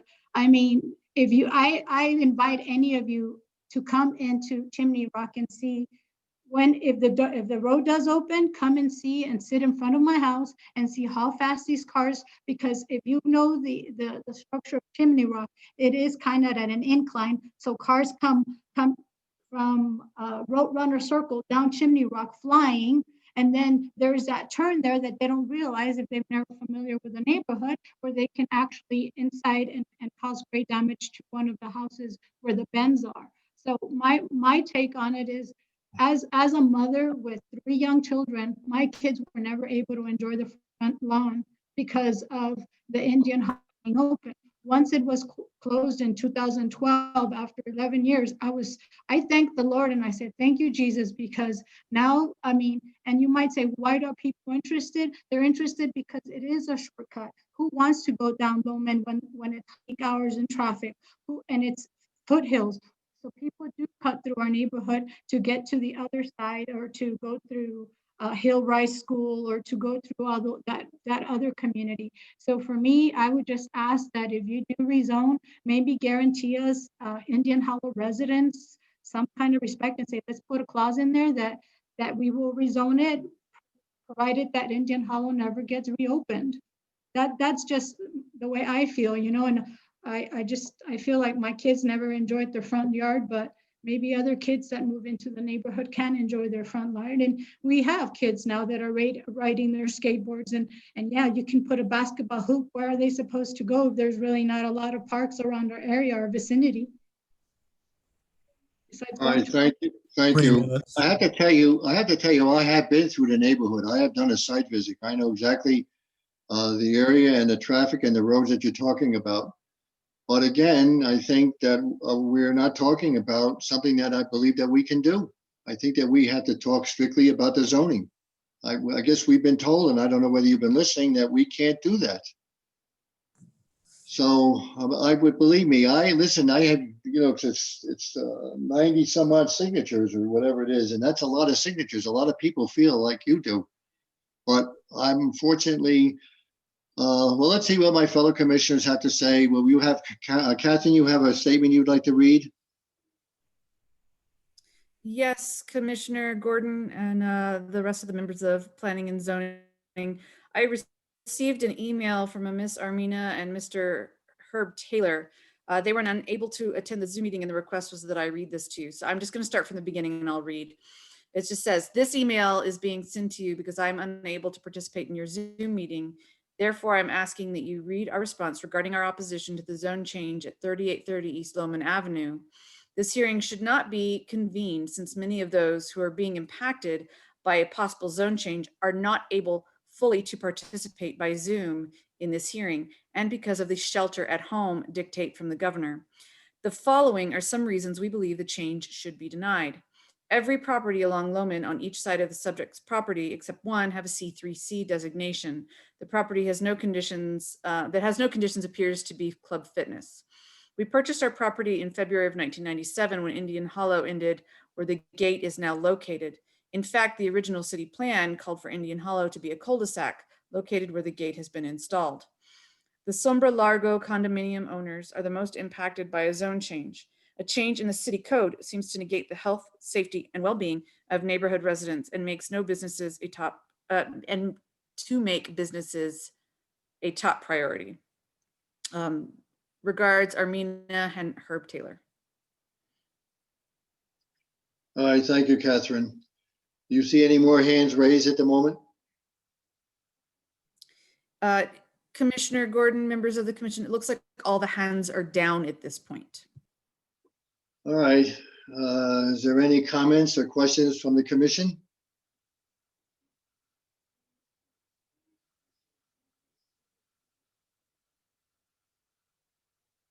All right, I guess there are. David, you're not the commission, but go ahead. Mr. Chairman, if you're ready for me to call the roll for decision on this zone change request, I'll do so. I guess we are. Go ahead. Okay. Commissioner Sanchez? So because this is not a vote on whether to reopen that street or not, and it is simply a zoning change, I vote yes, based on staff recommendation, and it meets the purpose and intent of the 2001 zoning code. Commissioner Muniz? I vote yes for the zone change on recommendations from the staff. Commissioner Bennett? I vote yes. I'm going to echo Abraham's same sentiments. This isn't to do with the road itself. It's the zoning change. So I'm voting yes based on staff recommendation, site survey as well. Commissioner Smith? I vote yes, because it is consistent with the purpose and the intent of the ordinance, of the zoning ordinance. Commissioner Guerrero? I vote yes, based on recommendations from staff and as well as the comprehensive plan. I will say I did used to live in that area a few years ago, so I understand the concerns of all of these neighbors. But I'm voting yes, kind of the same way as a lot of my, or pretty much the rest of the commissioners, mostly because this vote is really not about opening the gate. I believe it's a separate issue, but I appreciate all of your outreach and all of your comments tonight. Commissioner Gordon? All right, based on my site visit, our discussion this evening, the amount of issues that have been brought forward, and this is an item that we were just basically voting on a zoning change. It has nothing to do with the road. But I'd like to make a comment before I make my vote. I do respect the fact that there were so many signatures submitted. I wish it was something that we could do right now, but apparently we can't. I hope that in the future, perhaps maybe the city will never have to open this road. We'll have to wait and see what's going to be with that. I can't tell you about the future. So in that case, I vote yes, and therefore the item passes 6-0, and therefore I turn the meeting back to Commissioner Thomas, Chairman. Thank you. Thanks for doing that part of the meeting, Commissioner Gordon. Okay, we're now on to commission commentary. Did anybody on the commission have any comments to make at this point? Well, I have my usual question. This is Commissioner Gordon. Mr. Nichols, I'm going to ask you my question again. I know you told me at the last meeting 2 months ago that an RFP, I think when I spoke to you personally, you said an RFP had gone out and someone was chosen and they were issuing contracts.